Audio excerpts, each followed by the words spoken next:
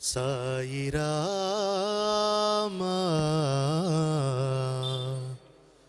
மாய பாபா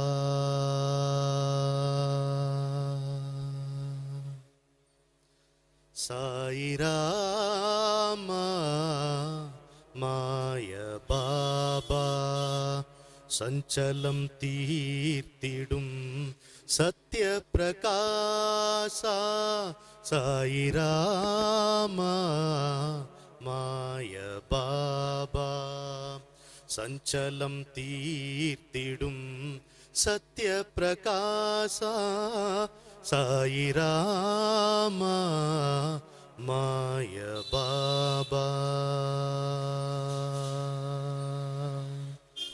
வீணனின் கைகளில் வீணை விழுந்தது வீணனின் கைகளில் வீணை விழுந்தது வேதாந்தம் என்னும் நாதம் எழுந்தது வீணனின் கைகளில் வீணை விழுந்தது வேதாந்தம் என்னும் நாதம் எழுந்தது தேகமா தென்றலா ராகப்பிரவாகம் தேகமா தென்றலா ராகப்பிரவாகம்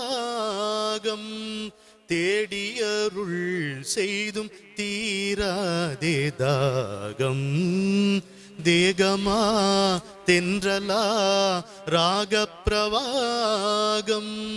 தேடியருள் செய்தும் தீராதே தாகம் சாயிராமா மாய பாபா சஞ்சலம் தீர்த்திடும் சத்ய பிரகாசா சாயிராமா மாய பாபா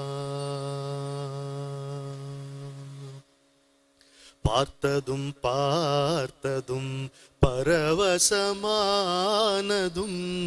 பார்த்ததும் பார்த்ததும் பரவசமானதும் பனித்திரையில் ஓர் பரிதி நுழைந்ததும் பாவனை அல்லவே பரம்பொருளே பாவனை அல்லவே பரம்பொருளே உன் பாதத்திலே மின்னும் பனிமலர் என் உயிரே பாவனை அல்லவே பரம்பொருளே உன் பாதத்திலே மின்னும் பனிமலர் என் உயிரே சாயிராமா மாய பாபா சஞ்சலம் தீர்த்திடும் சத்ய பிரகாசா சாயிராமா மாய பாபா. சாய்ராம்.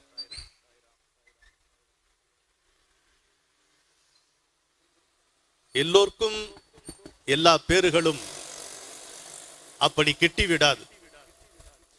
எந்த தவமும் செய்யாமல் எந்த விதமான சிறப்புமே இல்லாத ஒரு சராசரி மனிதனுக்கும் மிக குறைவாகிய நான் இன்று பாபாவின் திருவடியின் முன் அமர்ந்து பேசுகின்ற பாக்கியம் கிடைத்திருக்கிறது என்றால் என்னை விட புண்ணியம் செய்தவர்கள் யாரும் இருக்க முடியாது.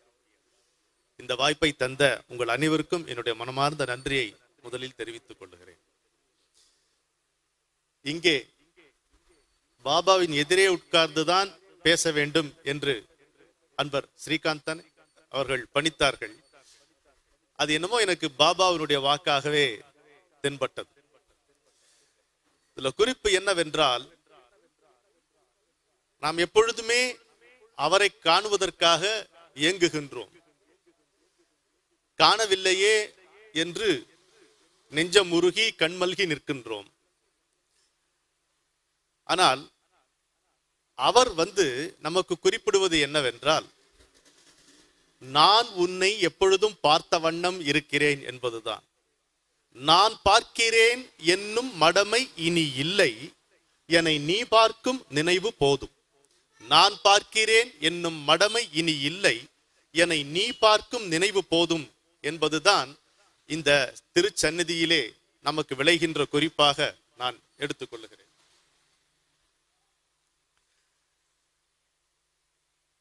பாபா யார்? இதுதான் நமக்கு அடிப்படை கேள்வியாக இருக்கிறது. இதற்கு எந்த விதமான விடையும் போதுமானதாக இருக்காது, திருப்தி அளிப்பதாக இருக்காது. உங்களுக்கும் எனக்கும் இடையே இடைவெளி இருக்கிறது, வெட்ட வெளி இருக்கிறது. இந்த வெளியை எப்படி நாம் பார்க்கிறோம்? ஒரு பொருள் இன்னொரு பொருள், அதற்கு நடுவே நேருகின்ற தொலைவுதான் வெளி. வெளியே வந்து பார்க்கும் பொழுது மேகம் இருப்பதாலும் ஒரு நீல நிறம் இருப்பதாலும் அதை வானம் என்கின்றோம். நாம் வானம் என்று சொல்லுவதும் இதே வெட்ட வெளிதான். காண்கின்ற வானம் கண்ணளவு தானே, காணாத வானம் விண்ணளவு தானே.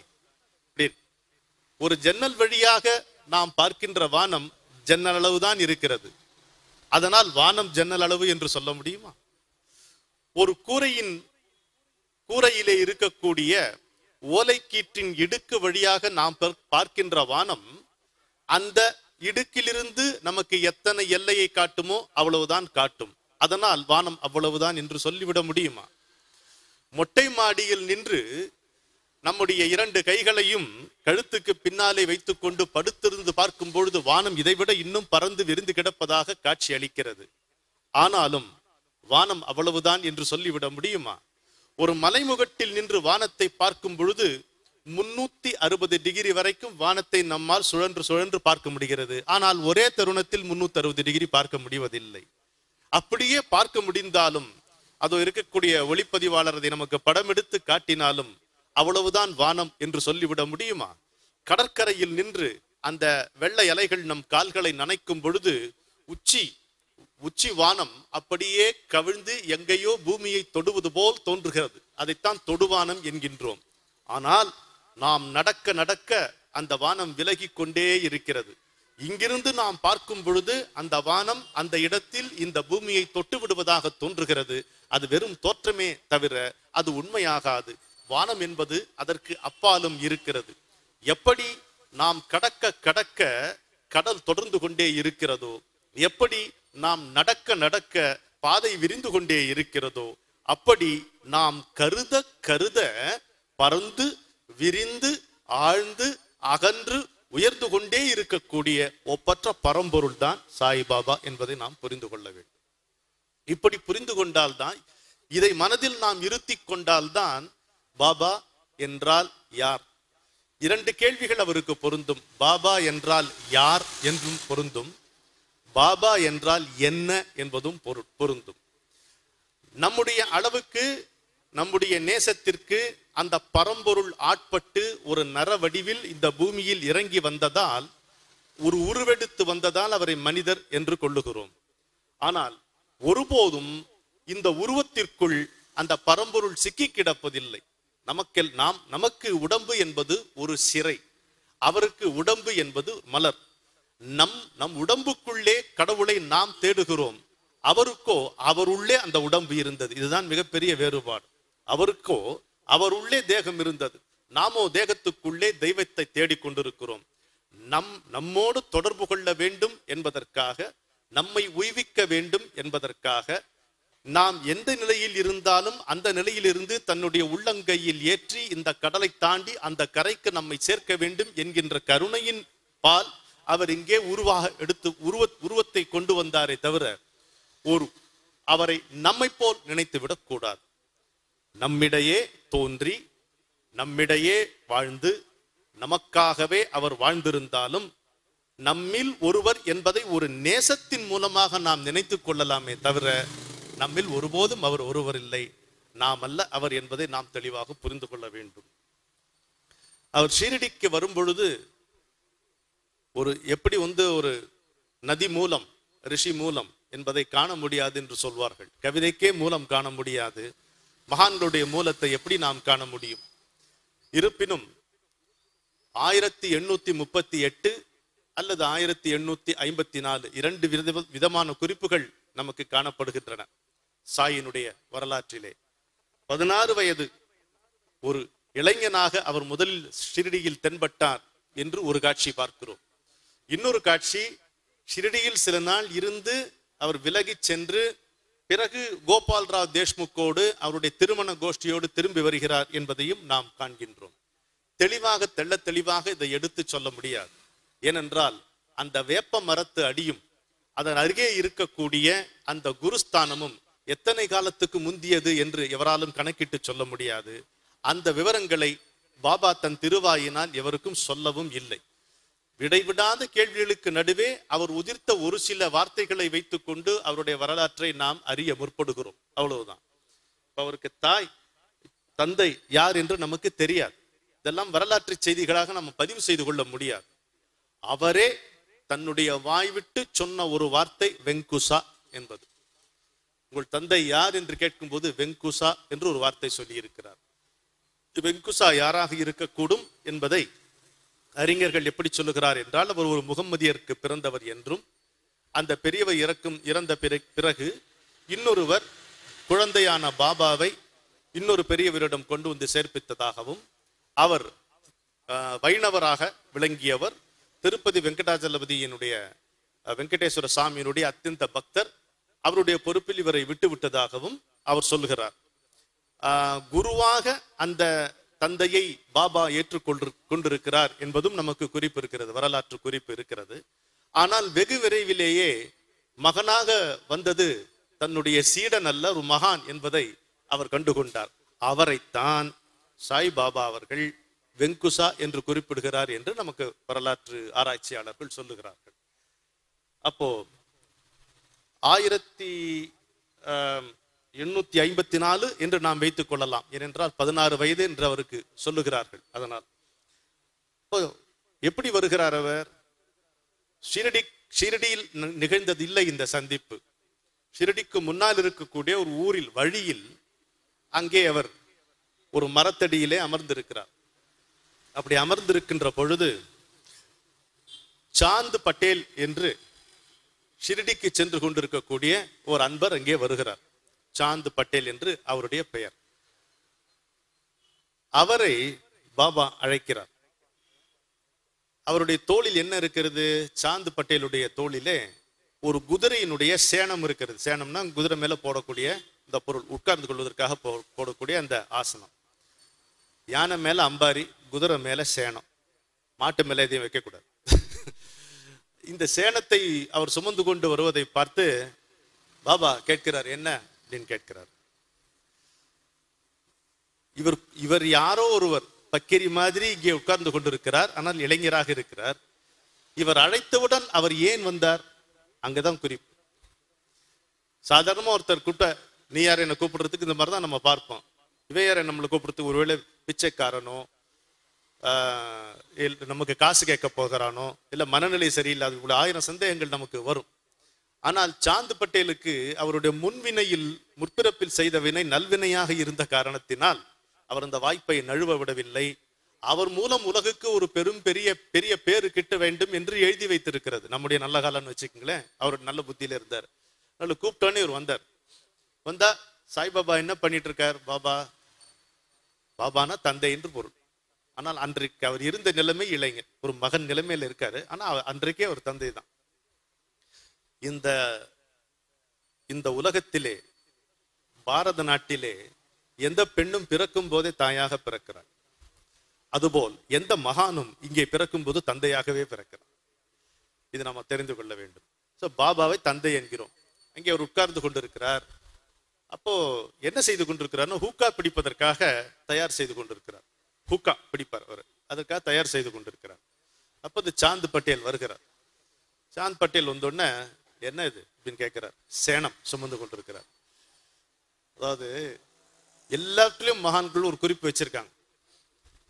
இன்னொரு உதாரணம் சொல்லி இதை விளக்குகிறேன், உங்களுக்கு சுவாரஸ்யமா இருக்கும். பாரதியார் பாண்டிச்சேரியில வாழ்ந்து கொண்டிருந்த பொழுது குள்ளச்சாமின்னு ஒருத்தர் இருந்தார். 4.5 அடி தான் இருப்பாராம். அதனாலேயே அவருக்கு குள்ளச்சாமின்னு பேர். வெறும் கோவணத்தை கட்டி கொண்டு திரிவார். இந்த சின்ன சின்ன குழந்தைகள்லாம் அவர் காலில் போய் கட்டிக்குமா.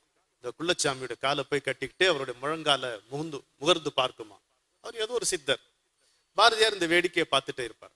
ஒரு விசித்திரம் என்னன்னா, இந்த குள்ளச்சாமி இந்த கந்தல் துணிகள்லாம் இருக்கு பாருங்க, கிழிஞ்சு போன துணி, இந்த டெய்லர் கட் பண்ணி போடுவாங்களே துணி, இந்த மாதிரி ஏதோ என்னெல்லாம் கந்தல் குப்பையெல்லாம் பொறுக்கி ஒரு மூட்டையா சுமந்துட்டு இருப்பாராம். அதை சுமந்துட்டு போவார். பாரதியாருக்கு இந்த ஆர்வம் தாங்கல, யார் யாரு தெரிஞ்சுக்கணும் அப்படின்னு சொல்லி ஒரு நாளைக்கு போய் சாமியாரை நில்லும்னாராம். அப்படி பார்த்தாராம் அந்த சாமியார். ஏன் நீ எப்ப பார்த்தாலும் தோல்ல கந்த துணியை சுமந்துட்டு இருக்கீங்க, குப்பையும் கந்தையும் அப்படின்னு. அந்த சாமியார் என்ன சொன்னார் தெரியுமா? நான் வெளியே நீ உள்ளேன்னாராம். நான் இந்த கந்த துணியை குப்பையை வெளியில சுமக்கிறேன், நீ உள்ள சுமக்கிற. இது பாரதியார் பதிவு செய்யறாரு, இல்லைன்னா நமக்கு தெரியாது. நான் வெளியே நீ உள்ளேங்கிறாரு. இப்ப சாந்து பட்டேல் கிட்ட, சாந்து பட்டேல் இப்படி வான்று அழைத்து பாபா வந்து அப்படின்னு கேட்கிறாரு. அவ்வளவுதான். சமிக்கையில கேட்கிறார், வாகன முதுகுல ஏறக்கூடாது இல்ல, நீ தானே வாகனத்து முதுகுல இருக்கணும், நீ ஏன் அதை சுமந்துட்டு இருக்கன்ற மாதிரி கேட்கிறாரு. அதான் குறிப்பு. குதிரை சேணம் நீ சுமக்க வேண்டியது அல்ல, அது உன்னை சுமக்க வேண்டியது, அதை நீ சுமந்துட்டு இருக்கேன்னு கேட்கிறார். கேட்டோம், இல்ல என்னுடைய குதிரை தொலைஞ்சு போச்சு, ரொம்ப நாளா தேடிட்டு இருக்கேன். அப்படி காமிக்கிறார், கை காமிச்சு, இடது பக்கம் கை காமிச்சு, அங்க இருக்கு பாரு ஒரு சின்ன தோப்பு சோலை, அங்க இருக்கு அப்படின்னாராம்.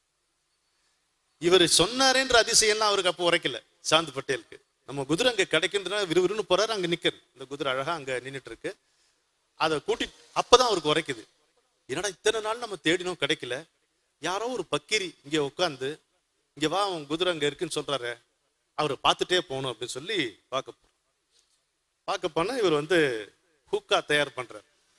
ஹூக்கா தயார் பண்ணணும்னா அதை மடிக்கிறதுக்கு ஒரு துணி இருக்கும். அது பெரிய விவரமான புகைப்பிடித்தல ரொம்ப விவரமான எலாபரேட் ப்ரொசீஜர். அதுல அந்த துணியை நனைக்கிறதுக்கு ஈரம் தேவை, தண்ணீர் தேவை. இவர் அந்த சிமிட்டா மாதிரி ஒண்ணு வச்சிருப்பார், அதை எடுத்து ஒரு தட்டு தட்டுறாரு, தண்ணீர் அங்கேயே வருகிறது. அதுல இருந்து இதை பாக்குறாரு சாந்து பட்டேல். அப்புறம் ஹூக்கா பிடிக்க வைக்க நெருப்பு வேணும், இன்னொரு தட்டு நெருப்பு வருது, இன்னொரு தட்டு தட்டுனா நெருப்பு வருது. நம்ம வந்து உடனடியாக இதுல புரிந்து கொள்ள வேண்டியது குறிப்பு என்னன்னு கேட்டீங்கன்னா, நீரையும் நெருப்பையும் கடந்தவர். பஞ்சபூதங்கள்ல நீரையும் நெருப்பையும் கடந்தவர் என்பதை அவர் காண்பித்த நிகழ்ச்சி. அவர் எத்தனையோ கடந்திருப்பார், இன்றைக்கு உனக்கு இது போதும் என்று அவர் காண்பித்த காட்சி. நீரையும் நெருப்பையும் கடந்தவன் என்றால் இன்பத்தையும் துன்பத்தையும் கடந்தவர் என்று பொருள். நீரையும் நெருப்பையும் கடந்தவர் என்றால் இன்பத்தையும் துன்பத்தையும் கடந்தவர் என்று பொருள். ஈகம் பரம் இரண்டு நிலைகளையும் தாண்டியவர் என்று பொருள். நடந்தது நடக்கப் போவது என்கின்ற காலங்களை தாண்டியவர் என்று பொருள். நடக்குமா நடக்காதா, கிடைக்குமா கிடைக்காதா, இருக்குமா இருக்காதா என்று இருமைப்படுகின்ற கவலை, இருமைத்தனம், இதைதான் துவந்தம் என்று சொல்வார்கள். இதை தாண்டியவர் என்று பொருள். ஒரு சின்ன பிளாஷ், அந்த பிளாஷ்ல இந்த ஒரு தட்டு தட்டி ஒரு நீரையும் இன்னொரு தட்டு தட்டி நெருப்பையும் வரவழைத்து இது மொத்தத்தையும் அவர் காமிச்சிட்டார். யோகபரமாக சொல்வதென்றால் குண்டலினி மூலாதாரத்தை விட்டு சுவாதிஷ்டானம் மணிப்புரக்கம் போகும் பொழுதுதான் இந்த நிலைமைகளை ஒரு மனிதன் எய்த முடியும் என்பது. எய்த முடிவது ஒரு பக்கம் இருக்க, அது இவ்வளவு எளிதாக எய்தி இருப்பது போல் காட்டுவது சாதாரணமான மனிதர்களுக்கு வராது. பிறக்கும் போதே மகானாக பிறக்கக்கூடிய மனிதர்களுக்குத்தான் அது வரும் என்பதை காட்டுகிறார். அப்ப சாந்து பட்டேல் சொல்கிறார், நான் ஷீரடிக்கு செல்லுகிறேன் திருமண விஷயமாக, நீங்களும் எங்க கூட வரணும் அப்படின்னா சரின்னு வருகிறார். ஏறி இது பாருங்க, நீ வான் கூப்பிட்டோன்னு யாருன்னு யோசிக்காம சாந்து பட்டேல் வந்தாரா? அதே மாதிரி இந்த குதிரை வண்டியிலிருந்து அவர் இறங்கும் பொழுது அங்க இருக்கக்கூடிய மாசல் பத்தி இருந்தார். மாசல் பத்தி அவர் வந்து யா சாயி அப்படிங்கிறார். அப்படின்னா வருக சாயிநாதனின் அர்த்தம். சாயி என்ற சொல் பாரசீக மொழியிலே சுவாமி என்று பொருள். அது ஒரு அழகான குறிப்பு இருக்கு. எதனால மகாசல்பத்தி அப்படி சொல்லியிருக்காரு? இதற்கு முன் சாய்பாபா அவர் பார்த்திருக்கிறாரா? இல்லை என்பதும் சரியான பதில், ஆமாம் என்பதும் சரியான பதில். முற்பிறப்பில் பார்த்திருக்க கூடும். அந்த நினைப்பு தான் இப்படி ஒரு இன்னொரு குறிப்பு சொல்லலாம். நீங்க யோகியின் சுயசரிதை புத்தகம் படித்திருக்கலாம், ஆட்டோபயோகிராபி ஆஃப் யோகி. பரமஹம்ச யோகானந்தா அவர்கள் எழுதியிருக்கக்கூடிய புத்தகத்துல அவர் லஹரி மகாசாய தன்னுடைய குருவினுடைய குருவான லஹரி மகாசாயை பத்தி எழுதும் பொழுது, லஹரி மகாசாய ஹிமாலயத்துல ஒரு பகுதியில நடந்து கொண்டிருக்கும் பொழுது, அந்த இடத்துக்கு பேர் துவாரா ஹாட், நான் போயிட்டு வந்திருக்கிறாங்க. அதை தாண்டிதான் பாபாஜியினுடைய குகை இருக்கிறது. அந்த துவாரா ஹாட்டு அந்த பாறையில் கிட்ட போகும் பொழுது லஹரி மகாசாயாவை பெயர் சொல்லி அழைக்கிறார் பாபாஜி. எந்த பெயர் சொல்லி? அவருடைய முற்பிறவியில் என்ன பெயரோ அந்த பெயரை சொல்லி அழைக்கிறார். திரும்பி என்னன்னு கேட்கிறார் இவர். அப்போ ஒரு தொடர்பு இருக்கவே தானே அவருக்கு அந்த பெயருக்கு அழைக்கிறார். அதே மாதிரி இவர் சாயின்றது இவருக்கு எப்படி தெரியும்? மகாசல்பதிக்கு ஏற்கனவே ஒரு தொடர்பு இருக்கின்ற காரணத்தினாலே அவரை பார்த்த உடனே அவருடைய அந்தராத்மா, அவருடைய ஆன்மா சாயியை அடையாளம் கண்டு கொண்டு விட்டது.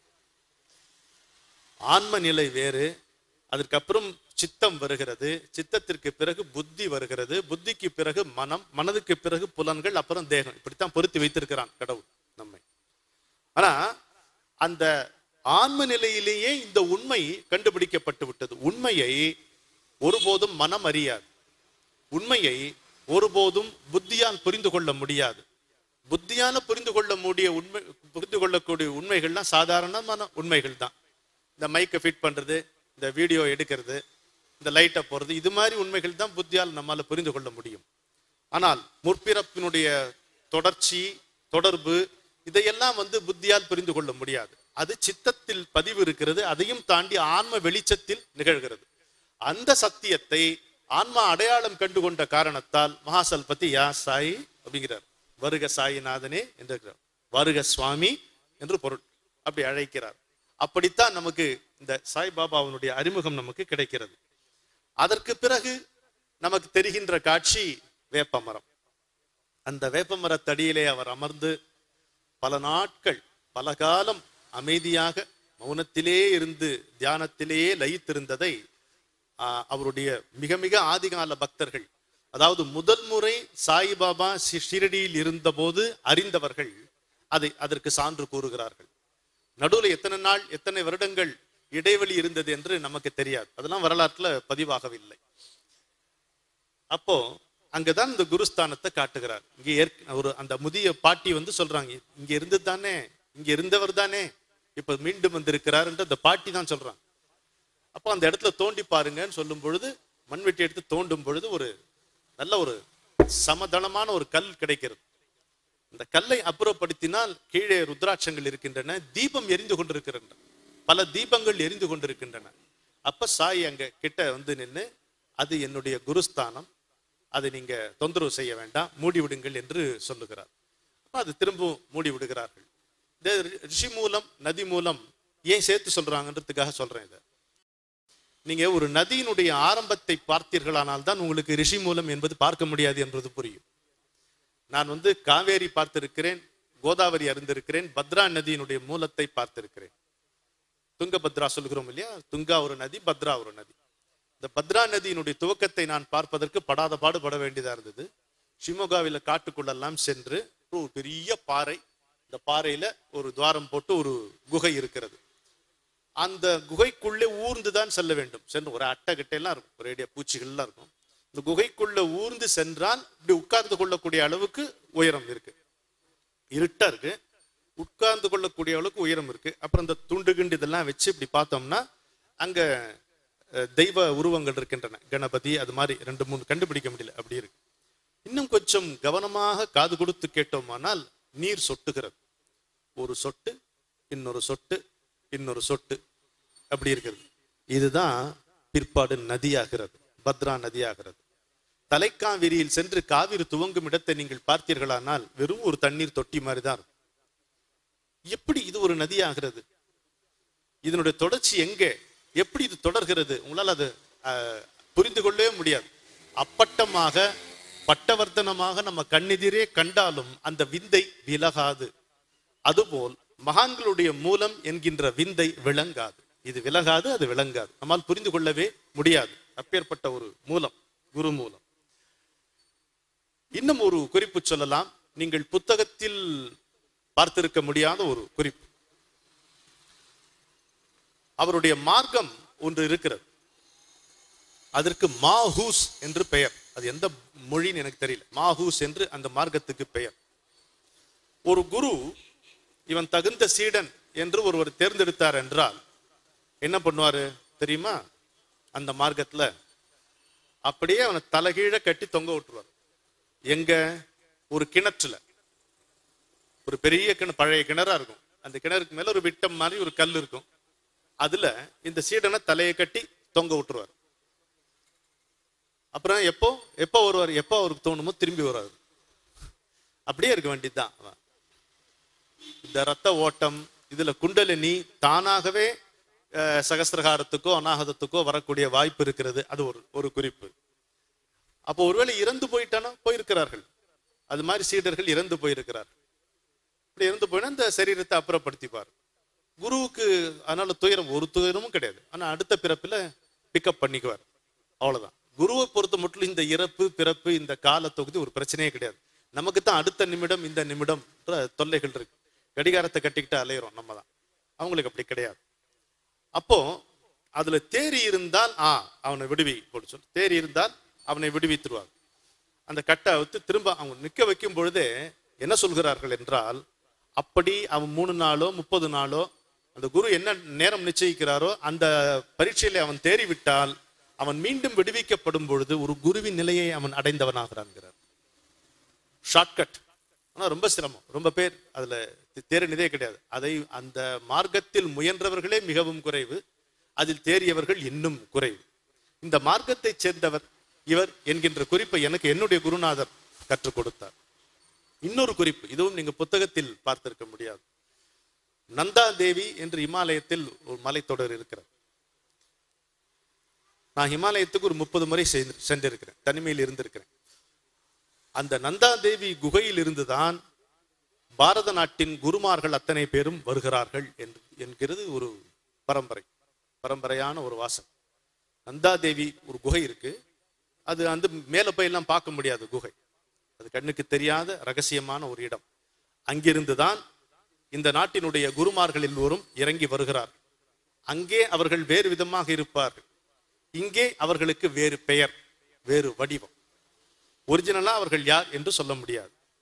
அதே மாதிரி சாய்பாபாவை நாம் ஷிரடியில் சந்தித்தோம். ஆனால் அவருடைய இருப்பிடம் நந்தாதேவியாகத்தான் இருக்கும் என்று பெரியவர்கள் நமக்கு கற்றுக் கொடுக்கிறார்கள். இப்படி ஒரு அழகான மர்மமான குறிப்பு.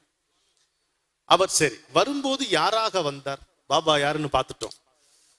வந்தார்ன்றதையும் பார்த்துட்டோம். வரும்போது யாராக வந்தார்?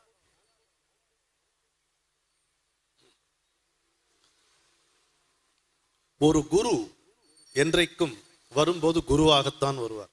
ஒருபோதும் சீடனாக வருவதில்லை.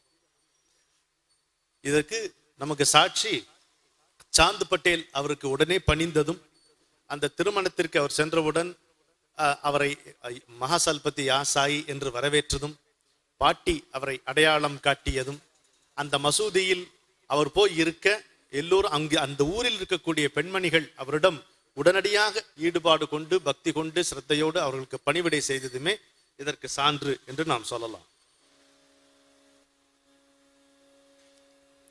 அவரை எப்படி இவர்கள் வரவேற்றிருப்பார்கள் என்று நாம் கற்பனை செய்து பார்ப்போமா?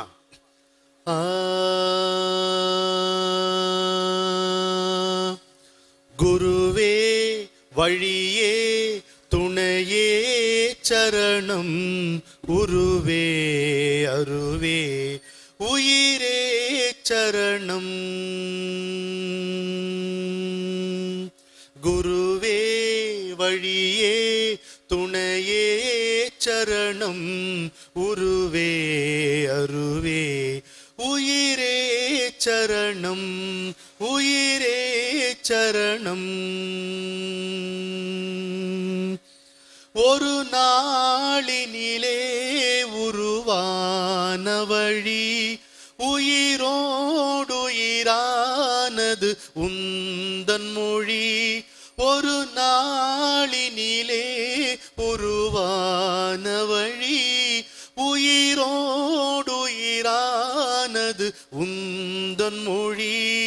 இருள் சூழும் மனம் ஒளி ஊஞ்சலிலே இறங்காமல் உலாவிடும் தென்றலிலே இருள் சூழும் மனம் ஒளி ஊஞ்சலிலே இறங்காமல் உலாவிடும் தென்றலிலே குருவே வழியே துணையே சரணம் உருவே அருவே உயிரே சரணம்.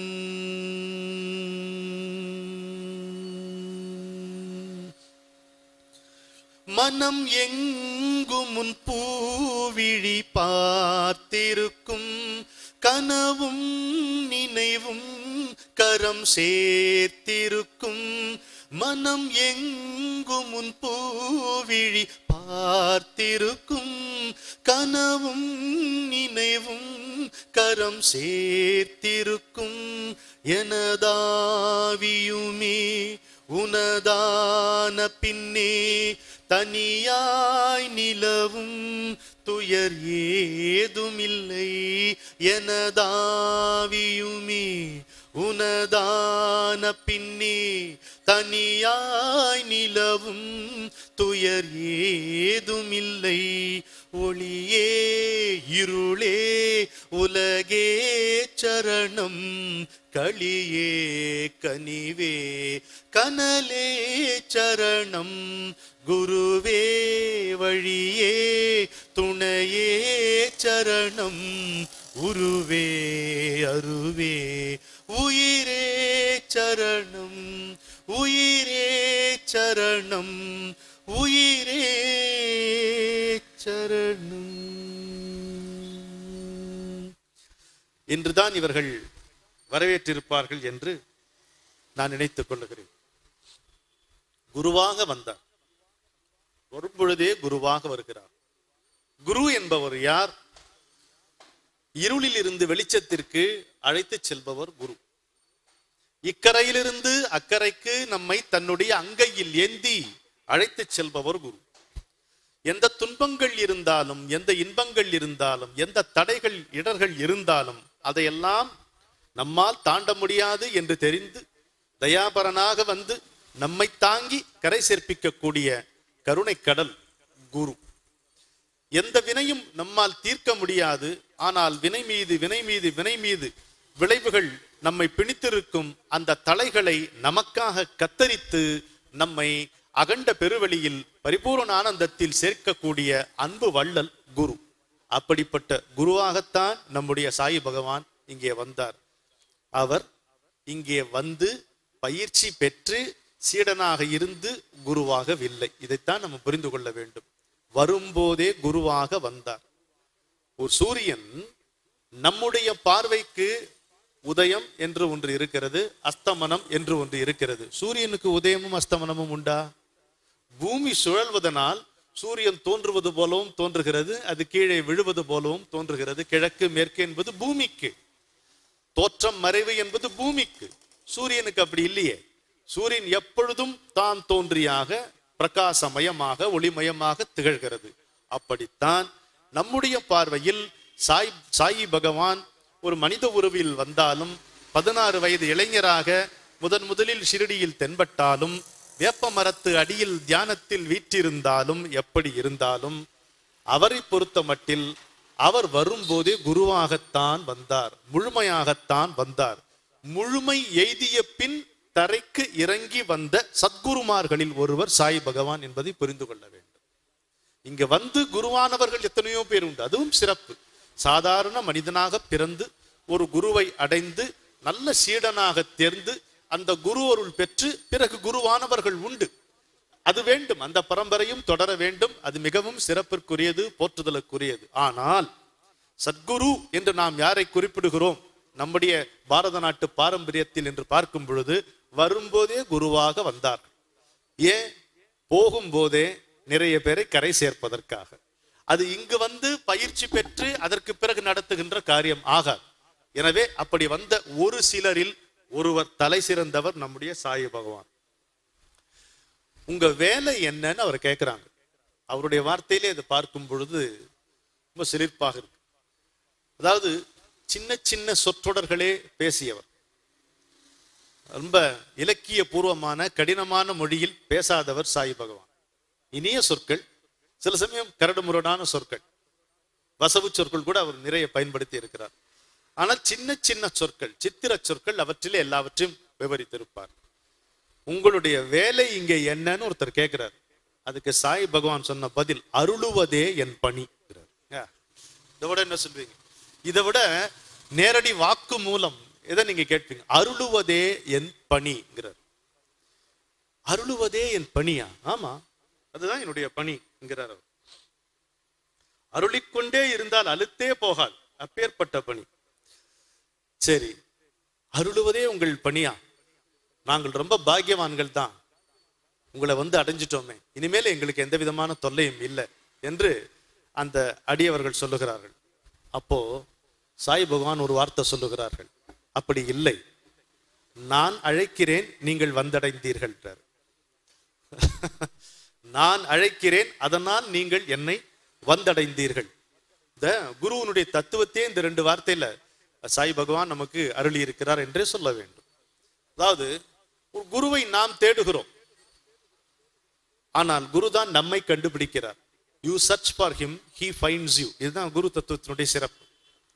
ஒரு குருவை நாம் தேடுகிறோம், அவரை காணும் போது அவரை கண்டுபிடித்து விட்டதாக நாம் நினைத்துக் கொள்வோம். இல்லை, அவர்தான் நாம் தேடுகிறோம், அவர்தான் நம்மை தேர்ந்தெடுக்கிறார். அதை நம்ம தெளிவாக புரிந்து கொள்ளும். You search for him, he finds you.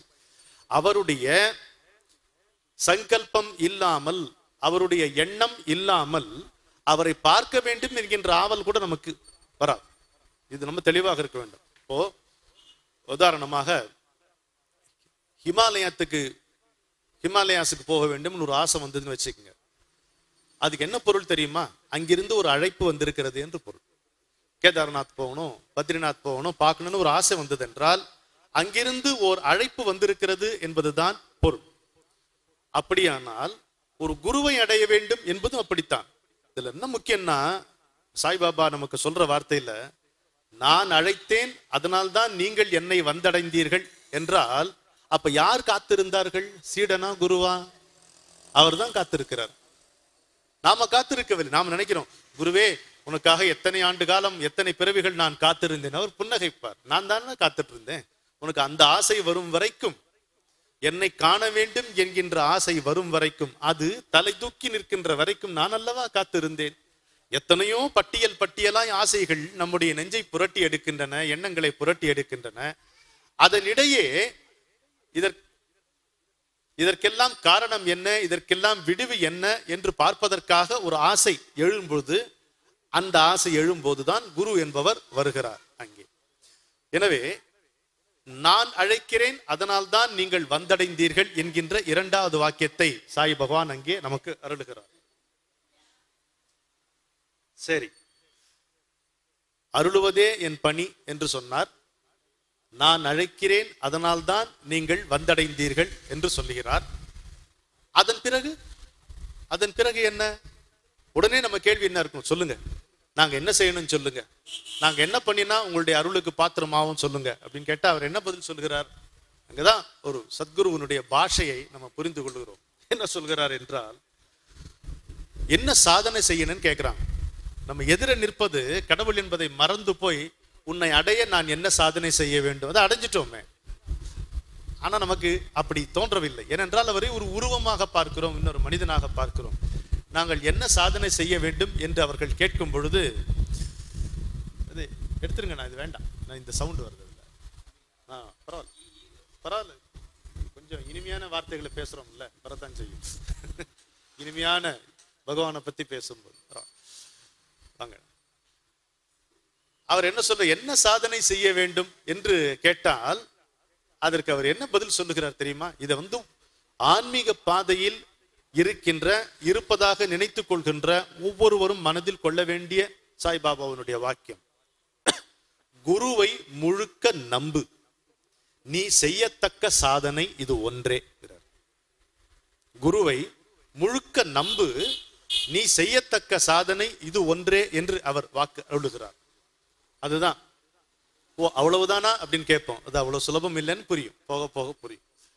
கண்ணுக்கு ஒரே குழப்பம், குரு தனியிலே மனதிலே மகா நெருக்கம், பண்ணுக்கிவன் பழக்கம், குரு பாஷை விசித்திரம் பாதி சொல்வான், மண்ணுக்குள்ளே வாழ்ந்திடான், விண்ணுக்குள்ளே நோக்குவான், குரு வேறெங்கிலோ வாழ்ந்து ஊரெங்குலாவுவான், மண்ணுக்குள்ளே சென்றிடான், குரு மரணத்தை நோகாமல் மண்டியிடச் செய்தான். அப்படி புரிஞ்சுக்க முடியுமா குருவை?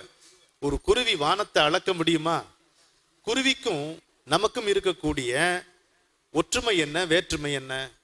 குருவி எவ்வளவு சின்னதோ அதை விட சிறியவர்கள் தான் நம்ம. சிட்டுக்குருவியை விட சிறியவர்கள் தான். குருவி பறப்பதற்கு எப்படி இவ்வளவு பெரிய வானம் கடவுள் கொடுத்திருக்கிறானோ, அதுபோல் நாமும் வாழ இத்தனை பரந்த உலகத்தையும் அதை தாண்டி அண்ட பகிரண்டங்களையும் ஆண்டவன் அருளி இருக்கிறான். வேறுபாடு எங்க வருது? ஏன் குருவி பாரதியார் சொல் விட்டு விடுதலையாகி நிற்பாய் இந்த சிட்டுக்குருவியை போலே, அது ஏன் விடுதலையாகி நிற்கிறது?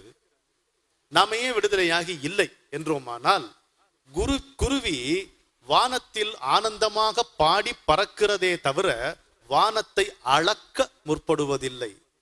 மனிதன் அடுத்த மனிதனையும் சூழ்நிலைகளையும் எதையும் அளப்பதற்கு முயற்சி செய்கிறான். அதுதான் தலை. அதற்கு ஏன் விடுதலை? நமக்கு ஏன் விடுதலை இல்லாத தலை அப்படின்னு பார்த்தோம்னா, we always sit in judgment over others. அதுதான் பிரச்சனை. நாம் எல்லாவற்றையும் அளந்து ஒரு தீர்மானத்திற்கு வர எப்பொழுதுமே இவன் இப்படித்தான், இது இப்படித்தான், அந்த குரு இப்படி, இந்த குரு இப்படி அப்படின்னு அளக்குறோம் பாருங்க. கதை அளத்தல் அப்படின்னு இந்த அளத்தலுக்கு கதை அளத்தல்ங்கிற ஒரு பேரும் இருக்கு தமிழ்ல. அதுக்கும் அளவுதான் இது அளத்தல், அதுவும் அளத்தல் தான். அதனாலதான் நம்ம சிக்கிக் கொள்ளுகிறோம்.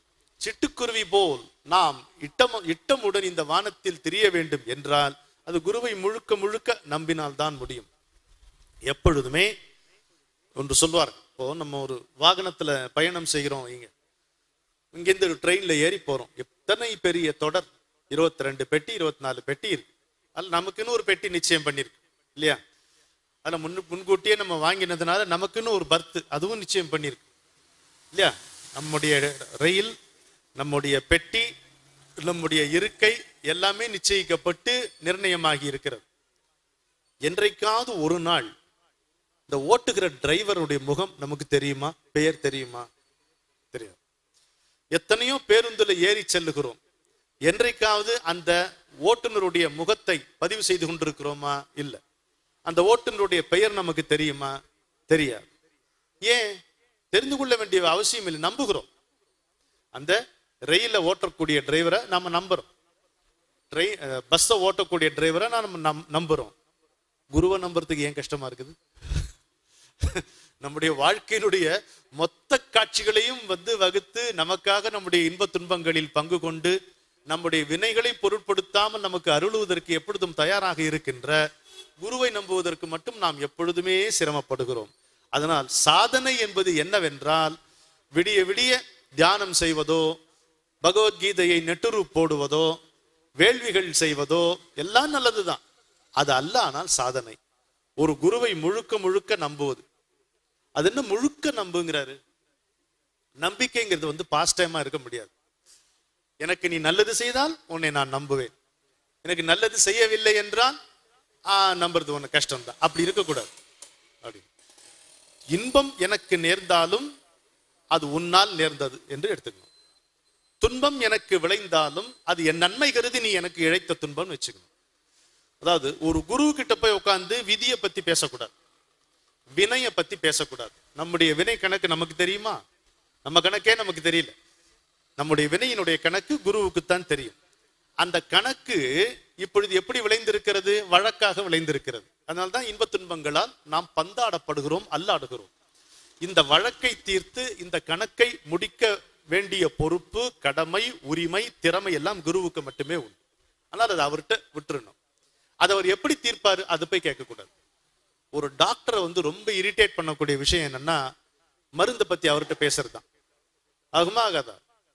எந்த டாக்டர்ட்டையும் போய் இந்த மருந்து சாப்பிடலாமா, அது வேணாம்னு நினைக்கிறேன், அந்த பச்சை மாத்திரை கொடுத்தீங்களா அது நல்லா சொன்னோம், எவ்வளவு எரிச்சல் வரும் ஒரு டாக்டருக்கு.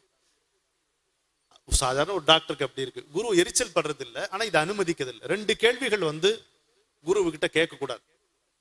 எதை வேணா பேசலாம் குருகிட்ட, அது ஒரு சுதந்திரம் இருக்கு. ஆனா சில வரம்புகள் இருக்கு. அதுல உடனே மனதுக்கு வந்த வரம்புகள் 2 சொல்றேன். வழிய நாம அவருக்கு சொல்லக்கூடாது. நமக்கு வழி சொல்றதுக்குன்னு வந்தவர். இதை வேணா நம்ம இப்படி செஞ்சுக்கலாமேன்ட்டு அந்த யோசனைகள்லாம் குருகிட்ட சொல்லக்கூடாது. அவர் என்ன வழி காட்டுறாரோ அதுதான். அது நல்ல ஒரு ராஜ பாட்டையா இருந்தாலும் சரிதான், ரகசிய பாதையா இருந்தாலும் சரிதான், காட்டுல போகக்கூடிய ஒற்றையடி பாதை அவர் காட்டுற வழியில சென்று தீரணும், அவ்வளவுதான் ஒன்று. இரண்டாவது, குருவிடம் கேட்கக்கூடாத ஒரு கேள்வி, இன்னும் எவ்வளவு டைம் பிடிக்கும்னு கேட்கக்கூடாது, கேட்கவே கூடாது. எத்தனை காலம்னு கேட்கவே கூடாது. நான் மோட்சமுடைய எத்தனை காலம் ஆகும், நான் அமைதி பெற எத்தனை காலம், இந்த கேள்வி குருவிட்ட கேட்கவே கூடாது. அது நிர்ணயிப்பது அவர். எதனுடைய அடிப்படையில் அதை அவர் நிர்ணயம் செய்கிறார்? எதனுடைய அடிப்படையில் நிர்ணயம் செய்கிறார் சாயி பகவான்? நம்முடைய கனிவு. நம்ம கனிஞ்சா அது காலம் வந்துருச்சுன்னு அர்த்தம். நம்ம கனி இல்லைன்னா கை விட்டுருவாரா? விட மாட்டார். கனியாதிருக்கும் பொழுதும் இந்த உடம்பில் உயிரின் கடைசி தருணம் வரும் பொழுது சாயிநாதன் உங்கள் கண் முன்னே எதிரே வந்து நிற்பார். நின்று என்ன செய்வார்? இதெல்லாம் ரகசியங்கள், நுணுக்கங்கள் உங்களுக்கு பகிர்ந்து கொள்ளுகிறேன். நின்று என்ன செய்வார்? உயிர் பிரிகின்ற தருணத்தில் உள்ளே சித்தத்தில் குரு தன்னுடைய உருவத்தோடு தென்பட்டு, ஒளிமயமாக தென்பட்டு, இதுதான் தருணம், மோட்சத்தை கேள் என்பார். கேட்க வைப்பார். அப்போ உனக்கு புத்தி கேட்பான். தெரிஞ்சுக்கிட்டேன் சாய்நாதா, தெரிஞ்சுக்கிட்டேன், இத்தனை நாள் வீணாய் போச்சு, இனிமே வேணாம் எனக்கு இந்த சம்சார சாகரம் வேண்டாம், இந்த பிரச்சனையே வேண்டாம், எதுலயோ மனதை பறி கொடுத்தேன், இப்ப என்ன காப்பாத்திருக்கணும், மோட்சம் தான் வேணும்னு கேட்பான்னா என்ன ஆகும்? அப்போ அவருக்கு ஒரு ரைட் கிடைக்குது. கையில ஒரு கத்திரிக்கோளோடு வரார். என்ன கத்திரிக்கோள்?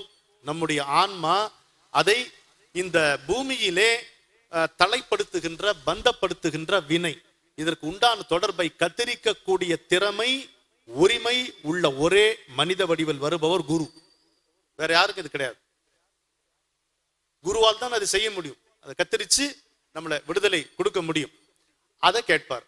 அப்ப கூட கேட்காம போனவங்கள் உண்டு என்பதுதான் செய்தி. ஆழ்வார் தான் சொன்னார், நல்லா அப்போதைக்கு இப்போதே சொல்லி வைத்தேன்னார். அப்ப எப்படி இருக்குமோ தெரியாது என் நிலைமை. உயிர் பிரிகிற தருணத்துல உன் நினைப்பு வருமோ, கடங்கார நினைப்பு வருமோ, இது தெரியாது. இப்ப மனசு தெளிவா இருக்கு. சொல்லிட்டு நான் எப்போ உயிர் போகுதோ அப்ப நீ என்னை காப்பாத்துன்ட்டு அப்போதைக்கு இப்போதே சொல்லி வைத்தேன்கிறார் ஆழ்வார் பெருமான். அப்பவும் கேட்காதவர்கள் உண்டு. அவர்களுடைய கதி என்னன்னு கேட்டீங்கன்னா அடுத்த பிரிவில எடுத்துக்குவார். 12 வயதிலிருந்து 22 வயதுக்குள் அவர்களை மீண்டும் எடுத்துக்கொள்வார் என்று குறிப்பு. இவ்வளவு நுணுக்கங்கள் இருக்கிறது. எனவே வரும்போதே குருவாக வந்தவர் சாய். அது அவரை முழுக்க முழுக்க நம்புவதே சாதனை. இதை காட்டிலும் இன்னொரு சாதனை செய்வதற்கு நமக்கு தேவையும் இல்லை, வாய்ப்பும் இல்லை. இன்னும் நியாயமாக சொல்ல போனால் நமக்கு வலிமையும் இல்லை. இதை புரிஞ்சுக்க. அடுத்த கட்டமாக உங்களுக்கு ஒரு மகானை பற்றி சொல்ல போகிறேன். ஷிரடி சாய்பாபாவின் வழியில் வந்தவர் பக்தராஜ் மகாராஜ் என்று ஒரு பெரியவர். அவர் மகாராஷ்டிரத்தை சேர்ந்தவர். ஆனால் மத்திய பிரதேசத்தில் இருக்கக்கூடிய இந்தூரில் வசித்தவர். நீ அவுட்டோர்லயே இருக்க, இண்டோருக்கு வான்னு சொல்றார் அவர். அப்ப நாம இன்னொருத்தர் சாமர்த்தியமா we were all outdoors, now we are indoor, okay shut the door னாரு. திரும்ப போயிடாதீங்கன்ட்டு. அவர் ஒரு சாதாரண ஒரு பக்தரா இருந்தார், அவ்வளவுதான். பார்வைக்கு மனைவி மக்களோடு இருந்தார். துணி வியாபாரம் செய்து கொண்டிருந்தார். சத்யநாராயண விரதம் செய்வார். நான் சொல்லக்கூடிய நிகழ்ச்சி நடந்தது 1956 நிகழ்ச்சி நடக்கிறது. சாய்பாபா மேல அவருக்கு அலாதியான பக்தி. சத்யநாராயண விரதம் செய்வாரு. அப்போ செய்யணும் பொழுது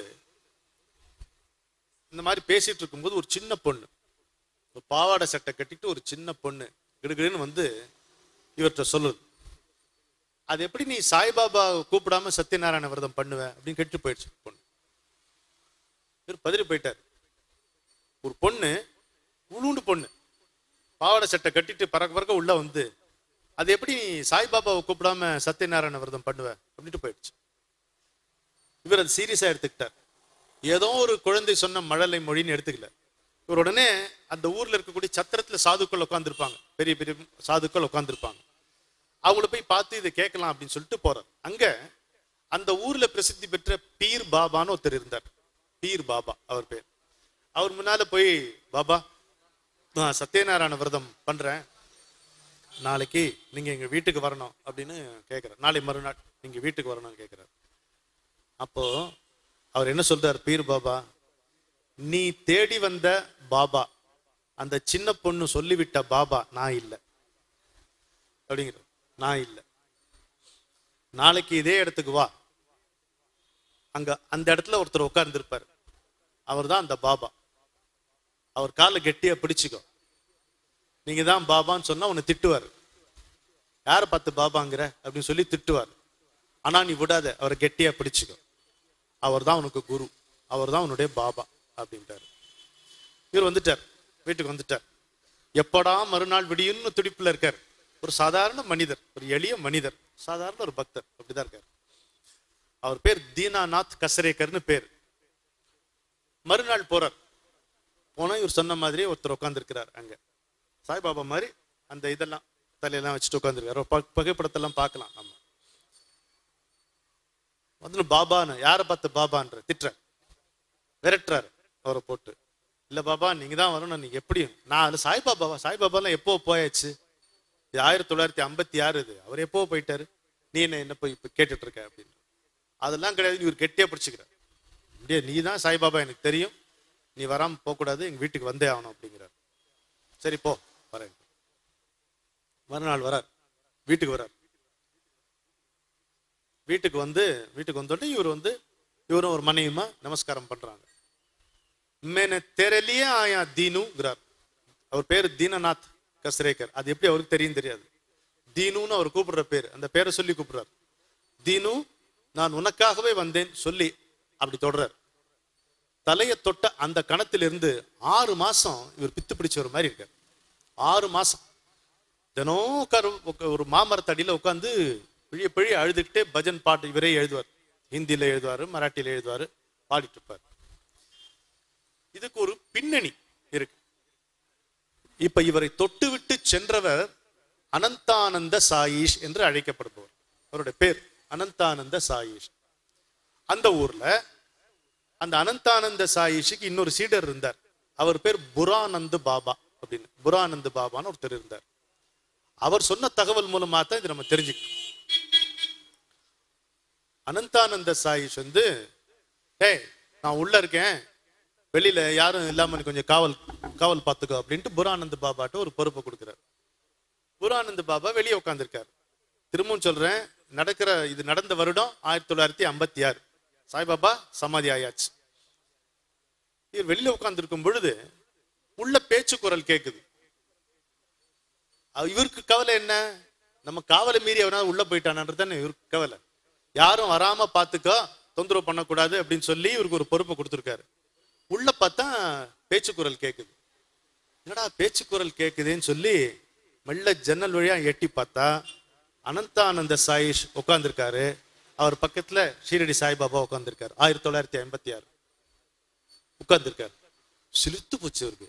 எப்படி இருக்கும், சப்த நாடியும் ஒடுங்கி போச்சு. 2 பேரும் ஜாஜ்வல்யமா உட்கார்ந்துருக்காங்க. ஆமா, எனக்கு ஒரு சீடனை கொண்டு வரேன்னு சொன்னியா, என்னாச்சு அப்படின்னு கேட்கிறாரு ஷீரடி சாய்பாபா. நாளைக்கு அப்படிங்கிறாரு அனந்தானந்த சாயிஷ். அந்த சீடர் தான் நான் சொன்ன பக்தராஜ் மகாராஜ். அவர் வீட்டுக்கு தான் இவர் தொடுறாரு. தொட்ட உடனே 6 மாசம் முழுக்க பைத்தியம் பிடிச்சு அவருடைய குடும்பத்தார் போய் அவர் காலில் விழுறாங்க. ஐயோ இவர் பைத்தியம் ஆயிட்டாரேன்னு. இவர் பைத்தியமா இல்லையே, உலகத்தை பைத்தியமாக்க வந்திருக்காரு. சாய்நாதனுடைய சிஷ்யன் இவன் அப்படின்னு. அதை நீங்க அவசியம் கவனிக்கணும்.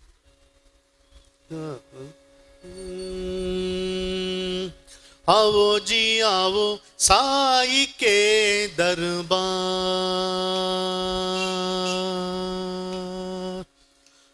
आओ जी आओ साई के दरबार, आओ जी आओ साई के दरबार। घाट में पैसा दान की गठरी, घाट में पैसा दान की गठरी, होवे न जो भी साथ, प्रेम का प्यासा है मेरा प्रभु, प्रेम का प्यासा है मेरा प्रभु, लाओ जी अपने साथ, आओ जी आओ साई के दरबार, आओ जी आओ साई के दरबार। क्रोध है मन में, दुख है तन में, மனதில் வெறுப்பு, உடம்பில் நோய், சிறுபரு காம் சவார், தலை வரைக்கும் இந்த காரியங்களுடைய உளைச்சல் அலைச்சல் இருக்கின்றார். क्रोध है मन में, दुख है तन में, सिर पर काम सवार, सिर पर काम सवार, लगे चरणों में श्री गुरु के जो, लगे चरणों में सद्गुरु के जो, होवेगा बेड़ा पार, आओ जी आओ साई के दरबार, आओ जी आओ साई के दरबार। எல்லாரும் வந்து கும்பிடணுமா? எப்படி? பத்னி பேட்டி, பேட்டா பஹூபி, மனைவி மகன் மகள் மருமகள், பத்னி பேட்டி बेटा बहू भी, चरण पड़ो सब साथ, चरण पड़ो सब साथ, प्रभु चाहते हैं प्रेम भरा दिल. என்ன கேட்கிறார் சாயி? அன்பான மனம் மட்டும்தான் கேட்கிறார். प्रभु चाहते हैं प्रेम भरा दिल, सौंपो जी उनके हाथ, आओ जी आओ साई के दरबार, आओ जी आओ साई के दरबार। दीना कहे यह भक्त जनन को, दीना कहे यह भक्त जनन को, छोड़ चलेगा जीव सार, छोड़ चलेगा जीव सार, राम भजन बिन आवेगा क्या, हरि भजन बिन आवेगा क्या, ये सब तुमरे साथ, आओ जी आओ साई के दरबार, आओ जी आओ साई के दरबार என்று பக்தராஜ் மகாராஜ் பாடுகிறார். தீனா கஹே பக்த ஜனனுக்கோ, பக்த ஜனங்களுக்காக இந்த தீனன் சொல்லுகிறேன். சோடு சலேகா ஜீவசார், இந்த உயிர் என்பது கட்டாயம் ஒரு நாள் பிரிந்துவிடும். ராம பஜனபின்னு ஆவேகா கியா, இந்த சாய் ராம் என்கின்ற நாமத்தை தவிர வேறு ஏதாவது உன் கூட வர முடியுமா, தொடர்ந்து வர முடியுமா? ஏ சபு துமரே சாத், உணவு கட்டி வைத்திருக்கிறாயே, மாளிகைகள், கனவுகள், கட்டுக்கட்டான பணங்கள், பதவிகள், புகழ், ஆசைகள், விருதுகள், உறவினர்கள், யாராவது ஒருவர் உன் கூட வர முடியுமா? இதில் ஏதாவது ஒன்று உன் கூட துணை வர முடியுமா? அந்த நாமம் ஒன்றுதான் உன் கூட துணை வரும் என்கின்ற இந்த அழகான பாடலை நமக்கு அருளி இருப்பவர் பக்தராஜ் மகாராஜ். போலோ பக்தராஜ் மகாராஜ் கி ஜெய். அவர் மூலமாகத்தான் நான் சாய்நாதனுடைய பெருமையை அறிந்தேன். எங்கே இருக்கிறது? நான் விசாகப்பட்டினத்தில் இருந்தேன். எங்கே இருக்கிறது விசாகப்பட்டினம்? எங்கே இருக்கிறது கோவா, இந்தோர்? அங்கே என்னை அழைப்பித்து எனக்கு அருளி எனக்கு சாய்நாதனுடைய மகிமையை கற்றுக் கொடுத்தவர், குரு பக்தியினுடைய மகிமையை கற்றுக் கொடுத்தவர். இதோ இந்த பாடலை பாடினேனே, இதற்கு சொந்தக்காரரான பக்தராஜ் மகாராஜ். சரி, பாபா யார் பார்த்தோம், யாராக வந்தார்னு பார்த்தோம், பக்தராஜ் மகாராஜ் கதையை பார்த்தோம். அடுத்தது பாபாவினுடைய தன்மை என்ன? ஸ்தித பிரஜனை பற்றி பேசும் பொழுது பகவத்கீதையிலே கண்ணனை அர்ஜுனன் கேட்பான். ஸ்தித பிரஜன், மனத்தில் நிலைப்பாடு பெற்றவன், உறுதி அடைந்தவன், அவன் எப்படி இருப்பான், அவனுடைய பாஷை எப்படிப்பட்டதாக இருக்கும்னு அர்ஜுனன் கேட்கிறான்.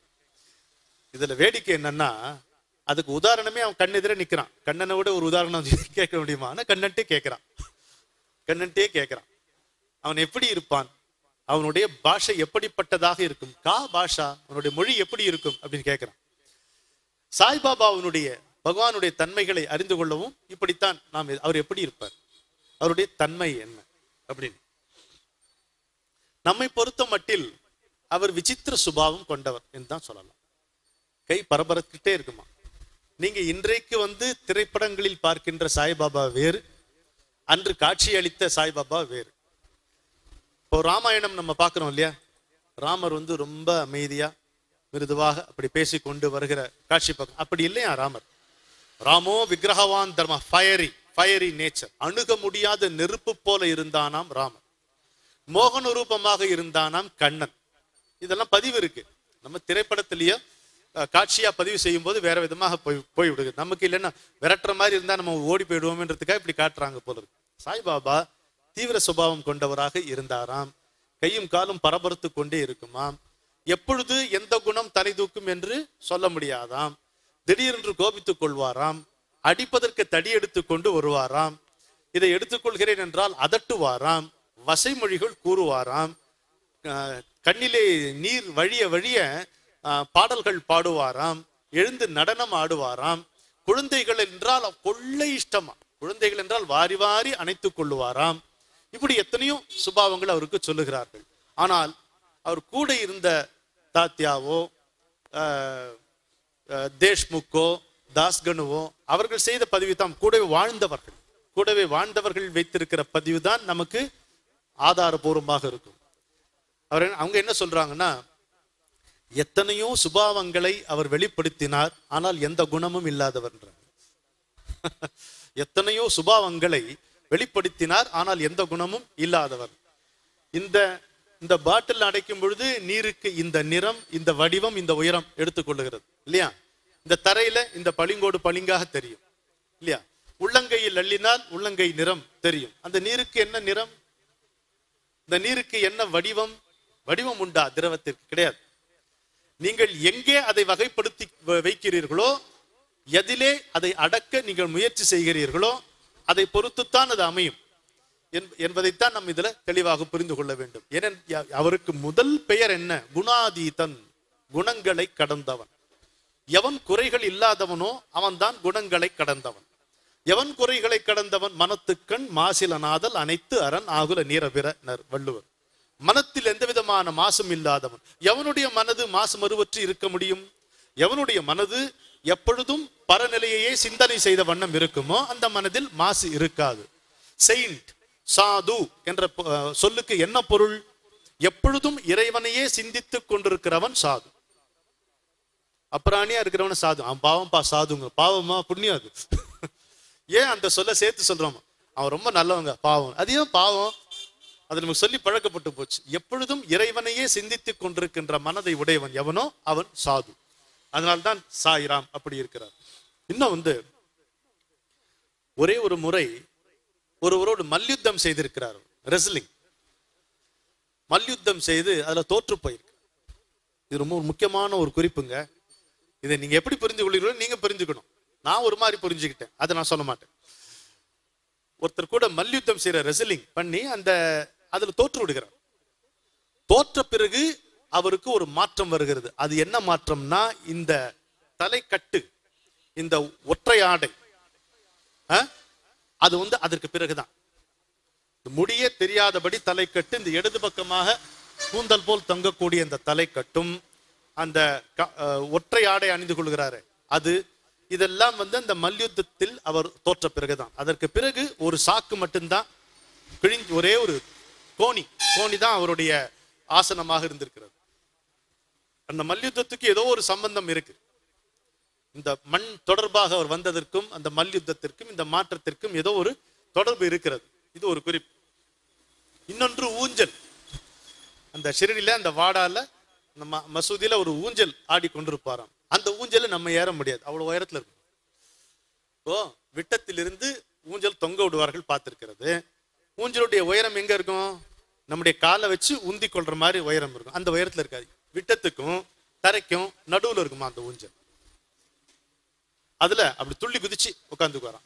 இன்னொருத்தர் அந்த ஊஞ்சல்ல ஏற முடியாது. விசித்திர சுபாவங்கள் என்பதற்காக சொல்லுகிறேன். இதெல்லாம் நம்ம இதுல இருந்து என்ன குறிப்பு நம்ம புரிந்து கொள்ள முடியும்? ஒண்ணு புரிந்து கொள்ள முடியாது. மூன்றாவது, தூங்காமை. அவர் தூங்கியதும் இல்லை, அவர் அருகில் இருந்தவர்களை தூங்க விட்டதும் இல்லையா. நீங்க தாத்தியா தப்பு கேட்டேன்னா சொல்லுவாரு, அவர் விழிச்சுட்டே இருப்பாராம். இவருக்கு எவ்வளவு நாள் பாவம் தாத்தியாக்கும் தூக்கம் வரும். தூங்கினா டேய் தட்டு வரான், தூங்கிட்டியா? ஏய் தூங்காதரா, தூங்கக்கூடாதுரா அப்படின்னு வரான். தூங்கக்கூடாதுரா. இல்லையா? நல்ல பொழுதையில் பட்டுக்கோட்டை கல்யாண சுந்தரம் பாட்டுல வரும், நல்ல பொழுதையெல்லாம் தூங்கி கெடுத்தவர்கள் நாட்டை கெடுத்ததுடன் தாமும் கெட்டார், இவர் அல்லும் பகலும் வெறும் கல்லா இருந்து கொண்டு அதிர்ஷ்டம் இல்லை என்று அலட்டிக் கொண்டார். சில பொறுப்புள்ள மனிதரின் தூக்கத்தினால் பல பொன்னான வேலையெல்லாம் தூங்குதப்பான்னு பட்டுக்கோட்டை கல்யாண சுந்தரத்துடைய பாட்டு வரும். தூக்கம் கிடையாது. ஒரு யோகி என்பவன் யார் என்பதற்கு கண்ணன் கீதையிலே விளக்கம் சொல்கிறான். ஊரெல்லாம் உறங்கிக் கொண்டிருக்கும் போது விழித்துக் கொண்டிருப்பவன் யோகி.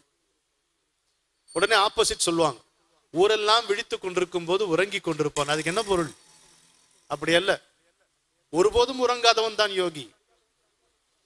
ஊரெல்லாம் அல்லல் பட்டு கொண்டிருக்கும் போது அல்லல் படாதிருப்பவன் யோகின்னு தான் பேரு. புரியுதா?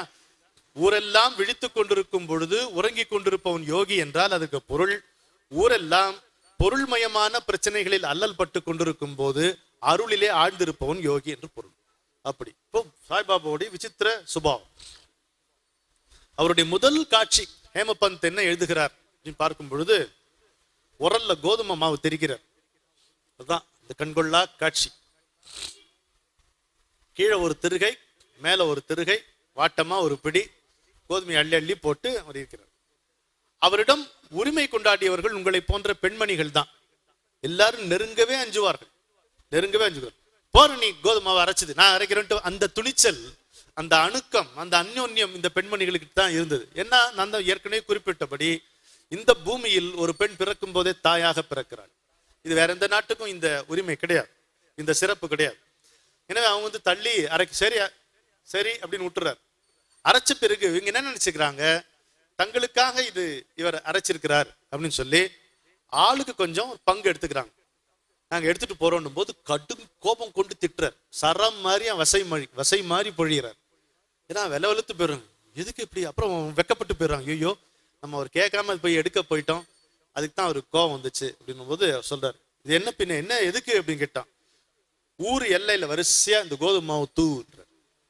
கோலம் போட்டு கோடு போட்ட மாதிரி மொத்தத்தையும் இது தூவிடணும் அப்படிங்கிறாரு. என்னன்னு கேட்டீங்கன்னா, பக்கத்து ஊர் வரைக்கும் காலரா நோய் வந்திருக்கிறது. அந்த காலரா நோய் வராமல் தடுத்தது எது? கோட்டை சுவர் அல்ல, கோதுமை மாவு. இனாகுலேஷன் இன்ஜெக்ஷன் அல்ல, பாபா தெரித்த கோதுமை மாவு என்று. இதுதான் ஹேமபந்த் நமக்கு சாய் சரிதம் அருளிய ஹேமபந்த் முதலில் பார்த்த காட்சி. அவர் முதலில் பார்த்த காட்சி இந்த.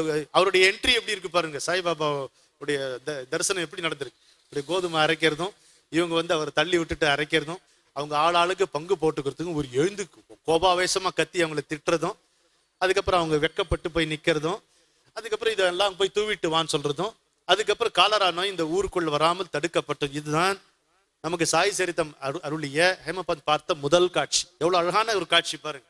அந்த என்ட்ரி எப்பவுமே முக்கியம். ஹனுமான் ராமனை பார்த்த அந்த காட்சி மாதிரி, சீத்தை ராமனை பார்த்த காட்சி மாதிரி, ஹேமபந்த் சாய்ராமை பார்த்த காட்சி அவ்வளவு அருமையான. இன்னொன்று எவ்வளவு, இது ஒரு சுபாவம் பார்த்தோமா, விசித்திர சுபாவம் பார்த்தோமா. இன்னொன்றுதான், அவரை கொல்வதற்கு துணிந்தவர்கள் உண்டு, விடமாட்டாங்க. ஜீசஸே ஒரு இடத்துல சொல்லுவார், இந்த யூதர்களால் கொலை செய்ய முயற்சிக்கப்படாத இறைவனின் தூதுவர்களே கிடையாது.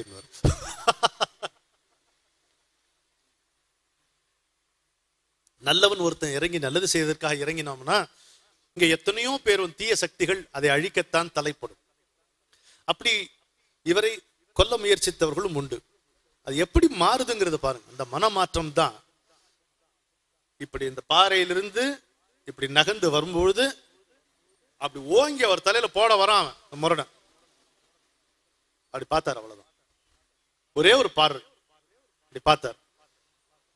அவன் கீழே போட்டான், ஆயுதத்தை கீழே போட்டு உடம்புடைய வேர்வை துவாரங்கள் வழியாக கூட கண்ணீர் வெடிக்க வெடிக்க அழுது அவருடைய காலில் விழுறான்.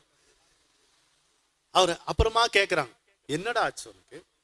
நீ அவர் கொல்ல போன, சரியெல்லாம் பிடிச்சுக்கிறாங்க. அவர் கொல்ல போன உடனே ஆயுதத்தை கீழே போட்ட, அடுத்தவனுக்காக ஒரு சொட்டு தண்ணி விடாதவன் நீ, இப்படி அவர் காலில் கதறி அழுது, என்ன ஆச்சு உனக்குன்னா? ஐயோயோ ஐயோன்னு கத்துறான். என்ன ஆச்சுரா? ஏதாவது உடம்பெல்லாம் எரியுதான்? ஒண்ணு இல்லையே, எரிஞ்சாதான் தேவலாம். என்னாச்சு உனக்கு? மனசுல பயம் வந்துச்சு? ஒரு பயமும் வரலையே. பெண்ணு என்னதான்டா ஆச்சுன்னு? அந்த பார்வையினுடைய கருணையை என்னால் தாங்க முடியவில்லை. எப்படி? கத்திக்கு பதில் என்ன? கட்டைக்கு பதில் என்ன? கருணை. அந்த விரோதத்துக்கு பதில் என்ன? நேசம். அந்த அகங்காரத்திற்கு பதில் என்ன? பொறுமை. அந்த ஆபத்துக்கு பதில் என்ன? அச்சமின்மை. கையில் ஆயுதமா? ஆயுதமே அச்சத்தின் அடையாளம். ஆயுதம் வச்சிருக்கான்னா பயப்படுறான்னு அர்த்தம். சாய்பாபாட்ட ஆயுதம் ஏது? நடந்து போனவர் ஒரு பார்வையில அவனை அடக்கினார். இதையும் நம்ம அந்த சுபாவத்துல கருணையே இயல்பு என்பது நம்ம புரிந்து கொள்ள வேண்டும். என்ன சொல்றார் அவருடைய உறுதிமொழி நம்ம பார்க்கும் பொழுது, என்னை நேசிப்பவர்கள் மீது என் பார்வை நிலைத்திருக்கும். யார் மீது நிலைத்திருக்கும்? என்னை நேசிப்பவர்கள் மீது. இது முக்கியமா புரிஞ்சுக்கணும். கடவுளுக்கும் குருவுக்கும் இருக்கக்கூடிய வேறுபாடு. கடவுளுக்கு நம் மீது பார்வை கிடையாது. இதை புரிஞ்சுக்கணும். எல்லாருக்கும் சம அளவில் இருக்கக்கூடியவன் தான் கடவுள். ஆனா நம் மீது பிரத்யேகமாக கடவுள் பார்ப்பதில்லை. கடவுளுடைய ஒரே பார்வை நம்முடைய ஆன்மீக முன்னேற்றத்தில் ஆத்மா உயர்கிறதா, இந்த பிறவியில் எப்படியாச்சு, அடுத்த பிறவியில் எப்படி படிப்படியாக உயர்த்துவதுதான் கடவுளுடைய பார்வை. God does not have any attitude towards us. ஆனா குரு அப்படி கிடையாது. குருவுக்கு நம்ம மேல் பார்வை உண்டு. நம்முடைய சுகதுக்கங்களில் பங்கு உண்டு. ஒரு சீடனுடைய தந்திரம் எப்படி இருக்கணும் அப்படின்னு கேட்டீங்கன்னா, ஒரு சீடன் எப்போ சாமர்த்தியமான சீடனா இருக்கான் அப்படின்னு கேட்டீங்கன்னா, தன்னுடைய வாழ்க்கையில குருவை பங்கு கொள்ள வைக்கணும். அதுதான் அவன் செய்யக்கூடிய சாதனை. குருவை முழுக்க முழுக்க நம்புன்னு சொன்னாரு. இது எப்படி இந்த நம்பிக்கை வருது? ஒரு தொடர்பு மூலமா தான் அந்த நம்பிக்கை வரும். அது என்ன தொடர்பு?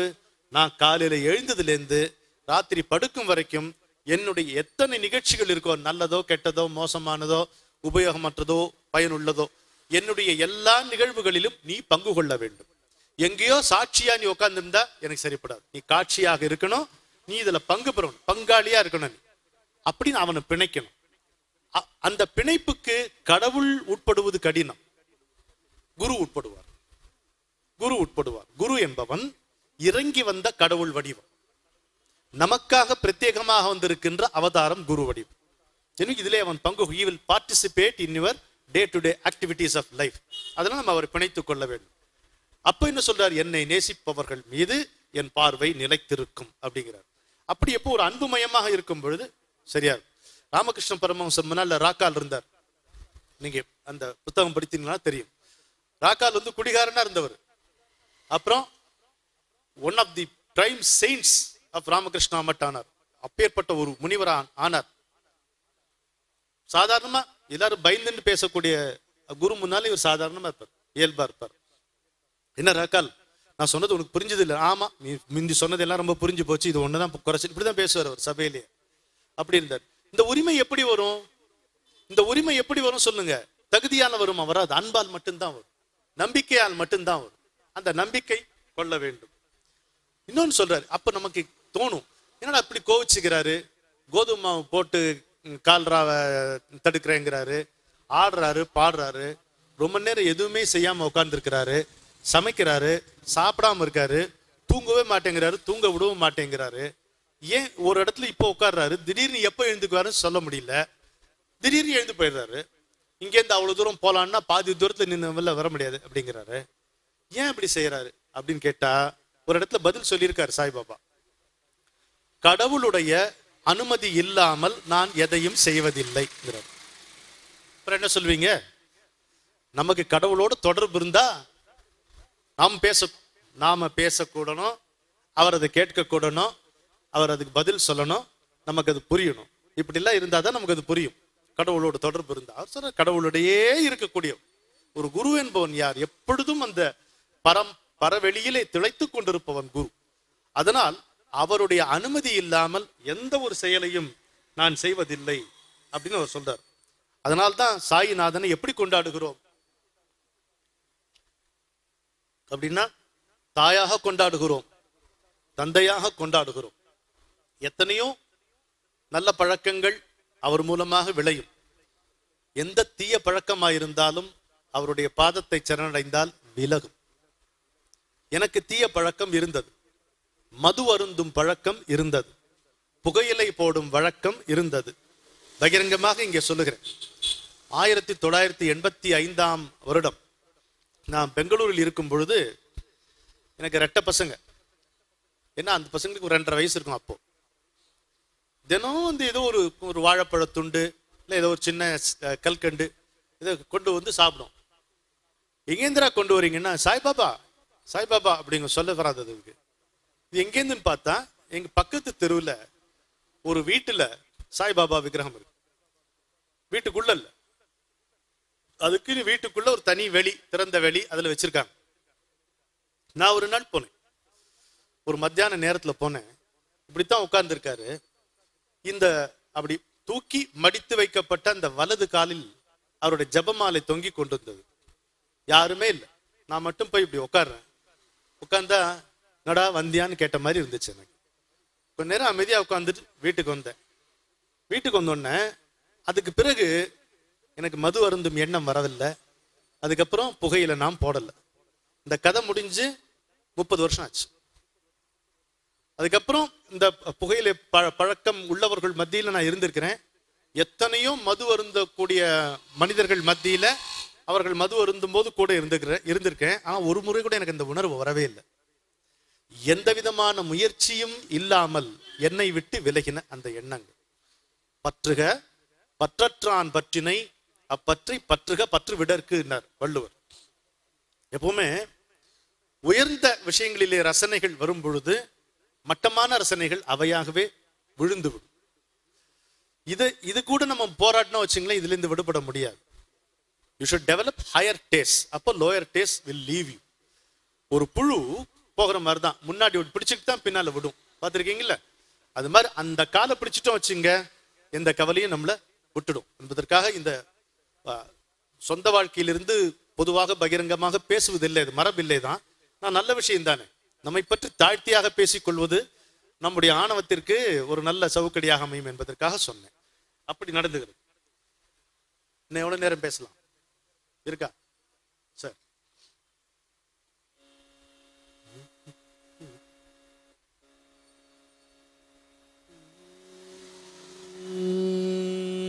அப்ப நான் எழுதின பாட்டு, நான் பாடுகிற பாடல்கள் எல்லாம் என்னுடைய பாடல்களே. தாயின் முகமே தந்தை கரமே சாயி நாதா சரணம். தாயின் முகமே தந்தை கரமே சாயி நாதா சரணம். மாய கனவில் மலர்ந்த கதிரே சாயி நாதா சரணம். நீலவானம் போல நெஞ்சில் நிறைந்த வதனம் சரணம் சரணம்.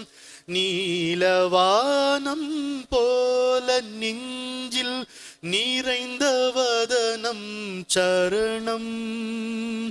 தேடும் கண்கள் வாடும் போது தெரிந்த பாதம் சரணம்.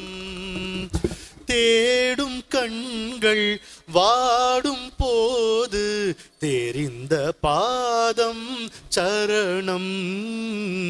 தாயின் முகமே தந்தை கரமே சாயி நாதா சரணம். சின்ன குடிலில் என்ன புயல்கள், இருளின் சுழலில் என்ன நிறங்கள். சின்ன குடிலில் என்ன புயல்கள், இருளின் சுழலில் என்ன நிறங்கள். நீண்ட பாதை திசைகளும் சுமைகள், நீண்ட பாதை திசைகளும் சுமைகள். நீ வருவாய் என்றே நிலைத்தன இமைகள், நீ வருவாய் என்றே நிலைத்தன இமைகள். தாயின் முகமே தந்தை கரமே சாயி நாதா சரணம். மாய கனவில் மலர்ந்த கதிரே சாயி நாதா சரணம். இருளும் ஒளியும் புரளும் இதயம், இடையில் ஏன் உன் புன்னகை உதயம். இருளும் ஒளியும் புரளும் இதயம், இடையில் ஏன் உன் புன்னகை உதயம். மனதில் ஆயிரம் மரணம் சலனம், மனதில் ஆயிரம் மரணம் சலனம். மாற்றிட வந்ததே சீரடி கமலம், மாற்றிட வந்ததே சீரடி கமலம்.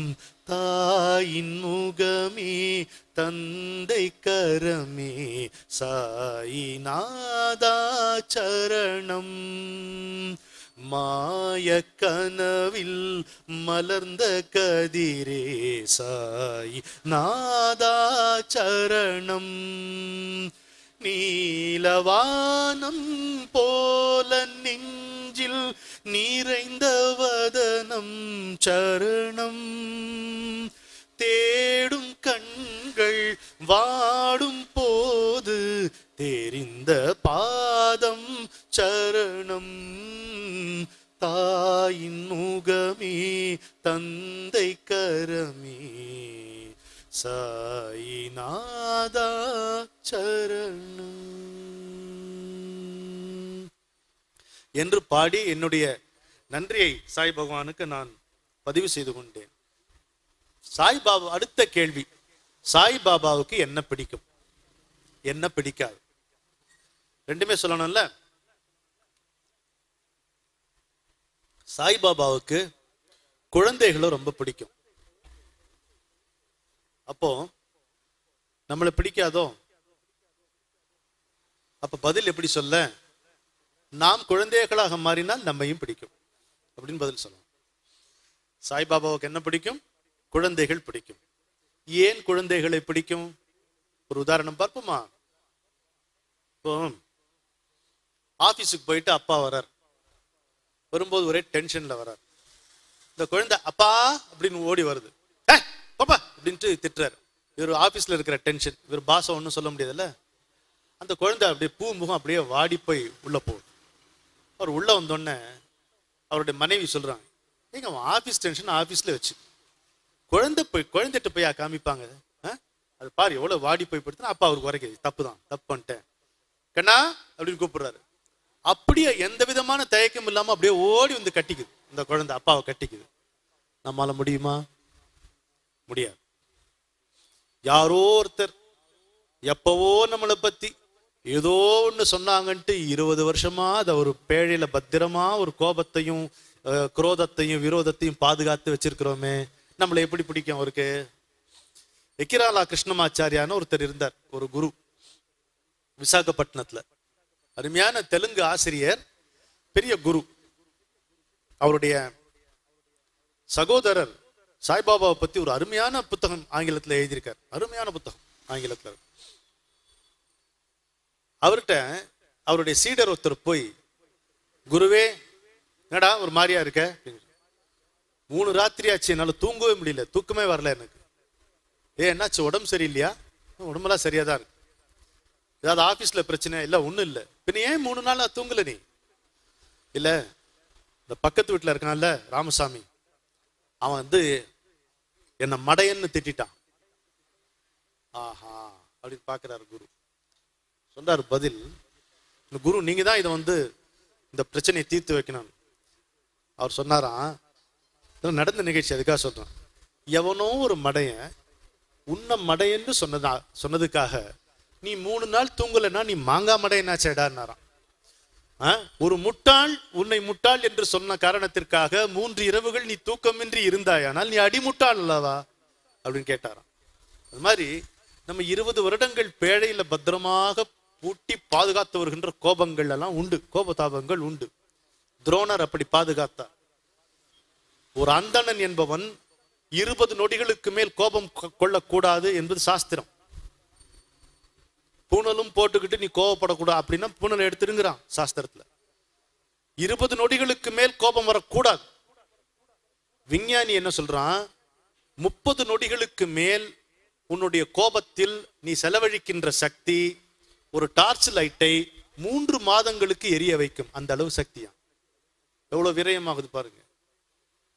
20 வருஷங்கள் துரோணர் பத்திரமா பாதுகாத்தார். திருஷ்டத்யும்னன் மேல துவேஷம், துருபதன் மேல துவேஷம் அப்படி வச்சிருந்தார். அப்படி இருக்கக்கூடாது.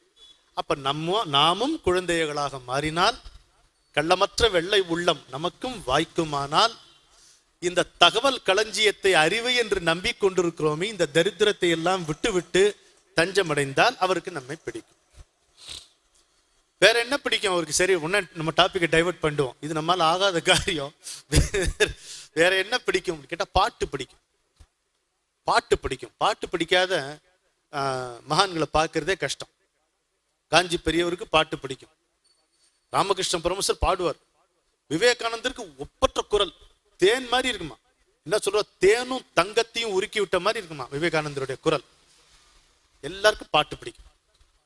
பகவான் மேல பாடணும். பாடினா அவங்களுக்கு பிடிக்கும். அவரே சொன்னா என்ன தெரியுமா, இன்னொன்னு சொல்றார். உனக்கு என்ன பிடிக்கும் பாபான்னு ஒரு அம்மா கேட்கிறாங்க. ஐயா எல்லாம் போய் கேட்டு இல்லை வாங்கி கட்டிப்பாங்க. அம்மா தான் கேட்கும், உனக்கு என்ன பிடிக்கும்னு கேட்டா, எனக்கு பக்தினா ரொம்ப பிடிக்கும் அப்படின்னாராம். பக்தினா ரொம்ப பிடிக்கும். பக்தினா என்னன்னு தெரிஞ்சாதானே நம்ம அதை செய்ய முடியும். பூ போடுறது பக்தியா? ஆராதனை, தீபாராதனை பக்தியா? கண்ணை மூடிட்டு பெருசா நெடுக ஸ்லோகம் சொல்றது பக்தியா? அதெல்லாம் நல்ல செயல்கள். அதை பக்தியோட செய்யணும். செஞ்சா ஓகே. பத்திரம் பலம் புஷ்பம் தோயம்னா, துளி நீர் அணிந்தால் போதும் 1 கோடி நலம் பெருகும், துளி நீர் விழுந்தால் போதும் மனம் ஜீவ நதியாகும், ஒரு சின்ன மலர் போதும் இல்லையா மனம் நந்தவனமாகும், ஒரு கண்ணீர் துளி போதும் கரம் வாரி தழுவிக்கொள்ளும். நான் சிவனை பத்தி நான் எழுதுவேன்.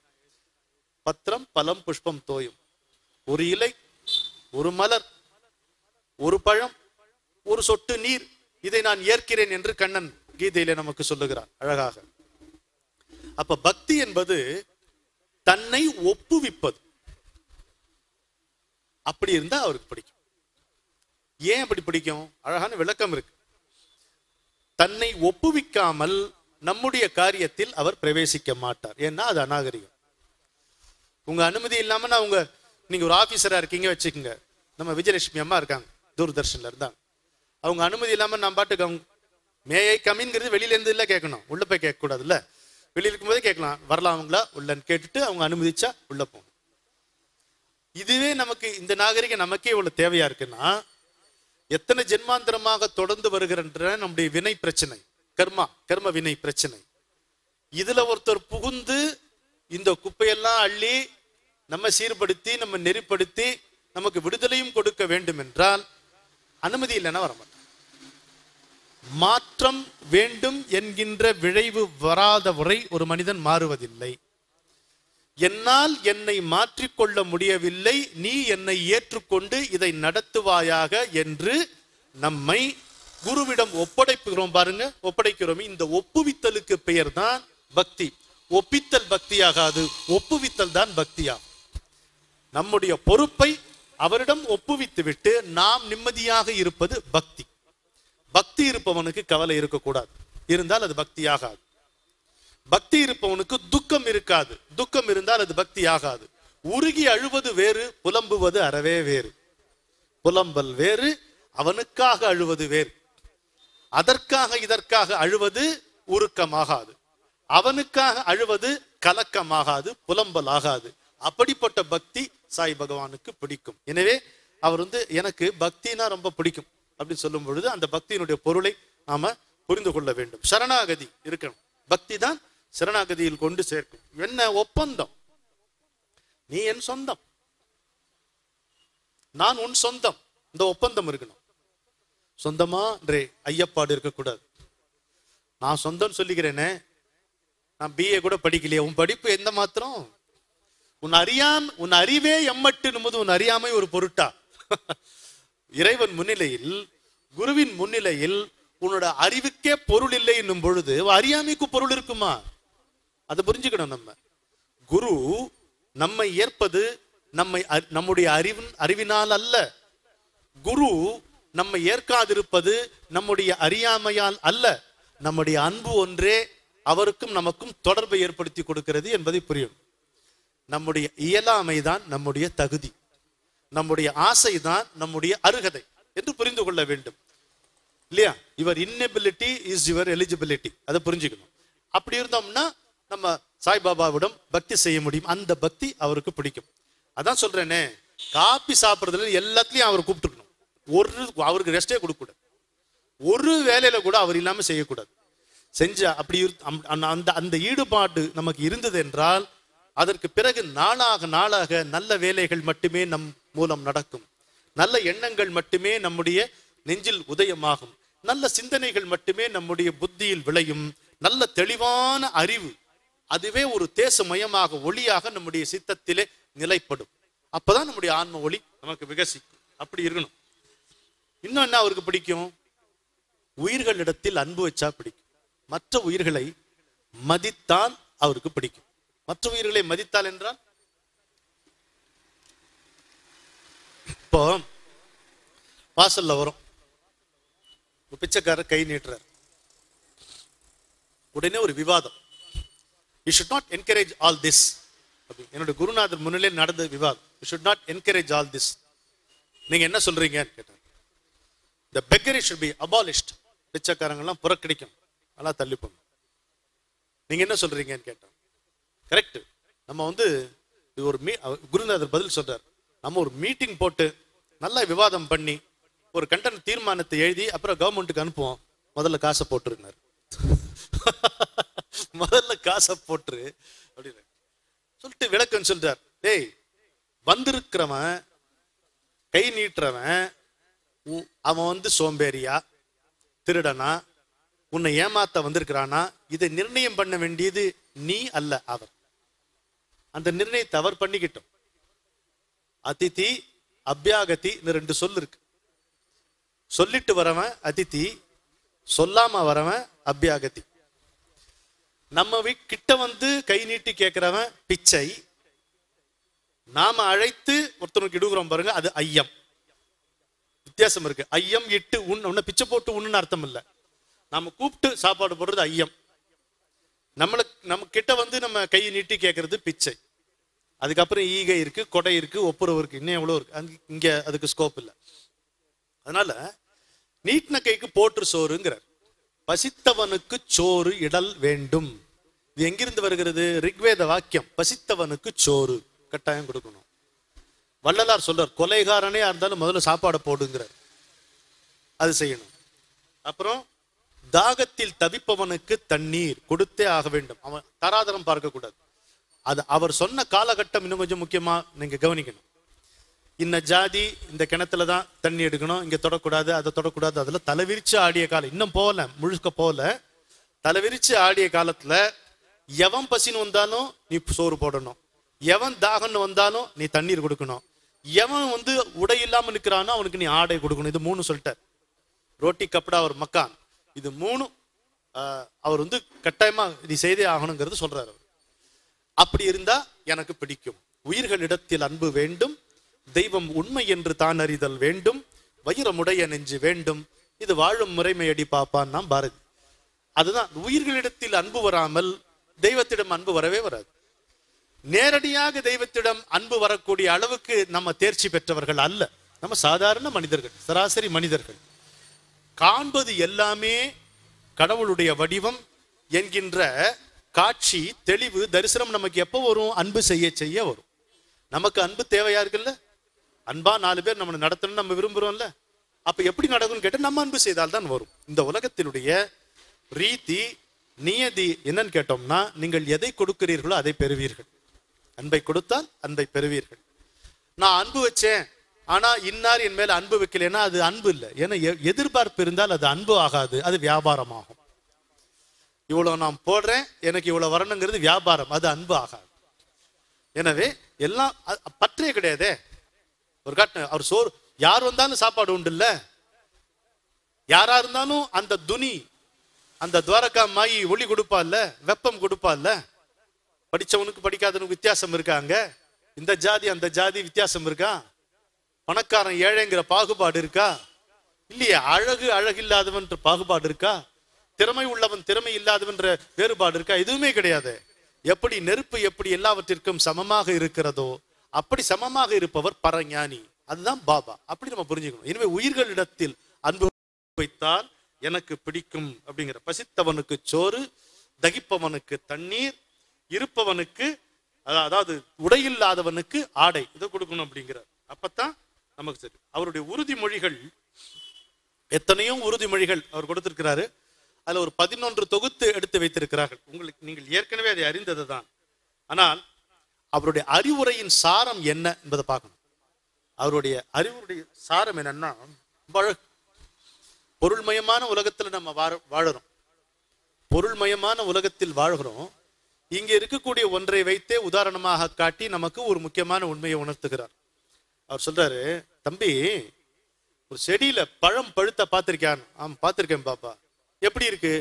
அது செடி கொஞ்சம் தலை சாஞ்சிருக்கு. பணம் வரும்போது அப்படி இருந்தார். என்ன வார்த்தை பாருங்க. செடியில நல்ல பழம் பழுத்து குலுங்கும் பொழுது அந்த செடி எப்படி இருக்கு? இந்த பாரம் அப்படி கொஞ்சம் சாஞ்சிருக்கு. அது போல உனக்கு பணம் சேரும்போது பணிவா இரு. அந்த பணம் உனக்கு வழங்கப்பட்டதை தவிர உனக்கு என்று நீ கருதி விடாதே என்று சொல்லுகிறார், காட்டுகிறார். எவ்வளவு அழகா இருக்கு பாருங்க. சரி, அப்புறம் எல்லா அறிவுரைகளையும் உறுதிமொழிகளையும் சேர்த்து ஒரு உறுதிமொழி சொல்றார். நீ செய்ய வேண்டியது நான் என்ன செய்யறதுன்னு கேட்கிறார். ரொம்ப ஆசையா இருக்கு பாபா, உங்ககிட்ட வந்துட்டேன், இப்ப நீங்க கூப்பிட்டீங்க அதனால வந்தேன்னு எனக்கு புரிஞ்சு போச்சு. இந்த பேச்சும் அப்படித்தான். விஜயலட்சுமி அவர்களுக்கு ஒரு சின்ன தகவல் தெரிவித்துக் கொள்ளணும். என் வாழ்க்கையிலே முதலாக ஷீரடி சாய்பாபாவை பற்றி இன்றைக்கு தான் பேசுகிறேன். இதுதான் முதல் சொற்பொழிவு பாபா மேல. பாடல்கள் பாடியிருக்கேன் கோயில்ல. முதல் முறையா சொற்பொழிவுங்கிறது இதுதான். அவர் என்ன சொல்றாரு? 3 சொல்றார். என்னோடு இரு, அமைதியா இரு. என்னோடு இரு, அமைதியா இரு. நான் மற்றதை பார்த்து கொள்ளுகிறேன். 3. 4ஆவதா ஒண்ணு வைக்கிறார். இறுதி வரைக்கும் உன்னை நான் அழைத்து செல்வேன். 4. என்னோடு இரு. ட்ரெயின்ல ஏறிட்டீங்க. இங்க ரமண மகர்ஷி சொல்வார், ட்ரெயின்ல ஏறிட்டல்ல, குறுக்கு நடுக்க ஏன் நடக்கிறன்னு கேட்கிறார். ட்ரெயின்ல நீ ட்ரெயின்ல இருக்கிற வரைக்கும் அதை விட வேகமாக உன்னால போக முடியுமா அப்படின்னு கேட்கிறார் ரமண மகர்ஷி. முடியா உட்கார, அமைதியா உட்கார. அதான் வந்துட்டல்ல. ஒருத்தர் உன்னையும் ஒருத்தர் ஏற்றுக்கொண்டு விட்டார். நான் எல்லாத்தையும் பாத்துக்கிறேன்டா தம்பி நீ அப்படின்னு ஒரு ஆறுதலும் சொல்றாரு. நீ காஃபி குடிக்கிறதுல இருந்து எல்லா காரியங்களிலும் தானும் பங்காளியா வராரு. கொஞ்சம் அமைதியா இரு. நீ செய்ய வேண்டியது, உன்னால எதுவுமே செய்ய முடியாது. உன்னை எதுவும் செய்ய யாரும் நிர்பந்தப்படுத்தவும் இல்லை. உன்னை கைகூப்பி கடவுள் கேட்டுக்கொள்வதெல்லாம் ஒருத்தன் உன் காரியத்தை பார்த்துக்க வந்துக்கிறேன்னு கொஞ்சம் அமைதியா இரு. அவனை செய்ய விடு, அவ்வளவுதான். ஆனேதோம்பாங்க, அந்த ஆனேதோம்பாங்க. அது மாதிரி உன்னை உள்ள வர விடு, அவனை செய்ய விடு. எனவே என்னோடு இரு, அமைதியா இரு, நான் மற்றதை பார்த்துக்கொள். அது என்ன மற்றது? இங்க ஆட்டம் ஒண்ணு, அங்க போகணும்ல, அதுதான் மற்றது. இது ஈகம், அது பரம். எங்கூட இருந்தா இந்த யுகத்தை கடப்பதற்கான எல்லாவற்றையும் நான் செய்வேன். உன்னுடைய யுகத்தை பார்த்து, என்னுடைய ஷீரடி மண்ணை மிதித்த பிறகு, என்னுடைய சமாதியை ஒரு முறை தொட்ட பிறகு என்னுடைய பக்தன் ஒருபோதும் கைவிடப்படுவதில்லை. கண்ணனுடைய வாக்கை இவர் பிரதிபலிக்கிறார். My devotees shall not perish. I will never forsake my devotees. என்னுடைய பக்தர்களை ஒருபோதும் நான் கைவிட மாட்டேன் என்று கண்ணன் கீதையிலே முழங்கியதை சாய்பாபா எதிரொலிக்கிறார். இந்த மண்ணை தொட்டவர்களை நான் ஒருபோதும் கைவிட மாட்டேன், என்னை நம்பி வந்திருப்பவர்களை ஒருபோதும் நான் கைவிட மாட்டேன் என்று அவர் மீண்டும் மீண்டும் உறுதிமொழி கூறுகிறார்.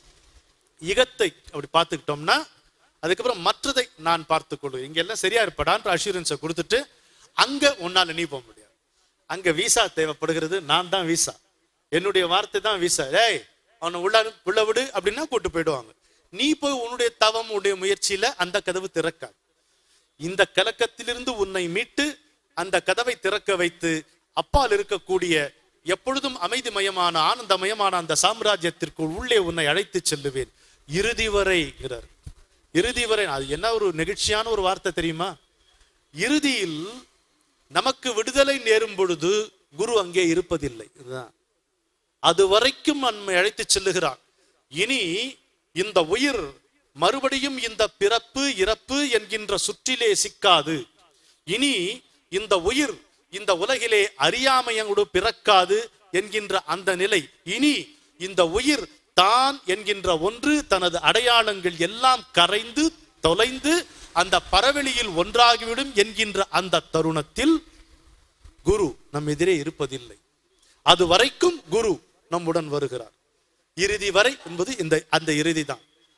சாதாரணமாக இருந்த ஒரு மனிதன், மலினங்களே தன்னுடைய மனங்கள் முழுதும் இருந்து சமாளிக்க முடியாமல் திக்கி திணறிக் கொண்டிருந்த ஒரு மனிதன், அவனை ஒரு சீடனாக்கி உயர் நண்பனாய், மந்திரியாய், நல்லாசிரியனுமாய், பண்பிலே தெய்வமாய், பார்வையிலே சேவகனாய் எங்கிருந்தோ வந்தார் சாயி பகவான் நம்மை ஏற்றி செல்வதற்காக என்பதை நாம் புரிந்து கொள்வோம்.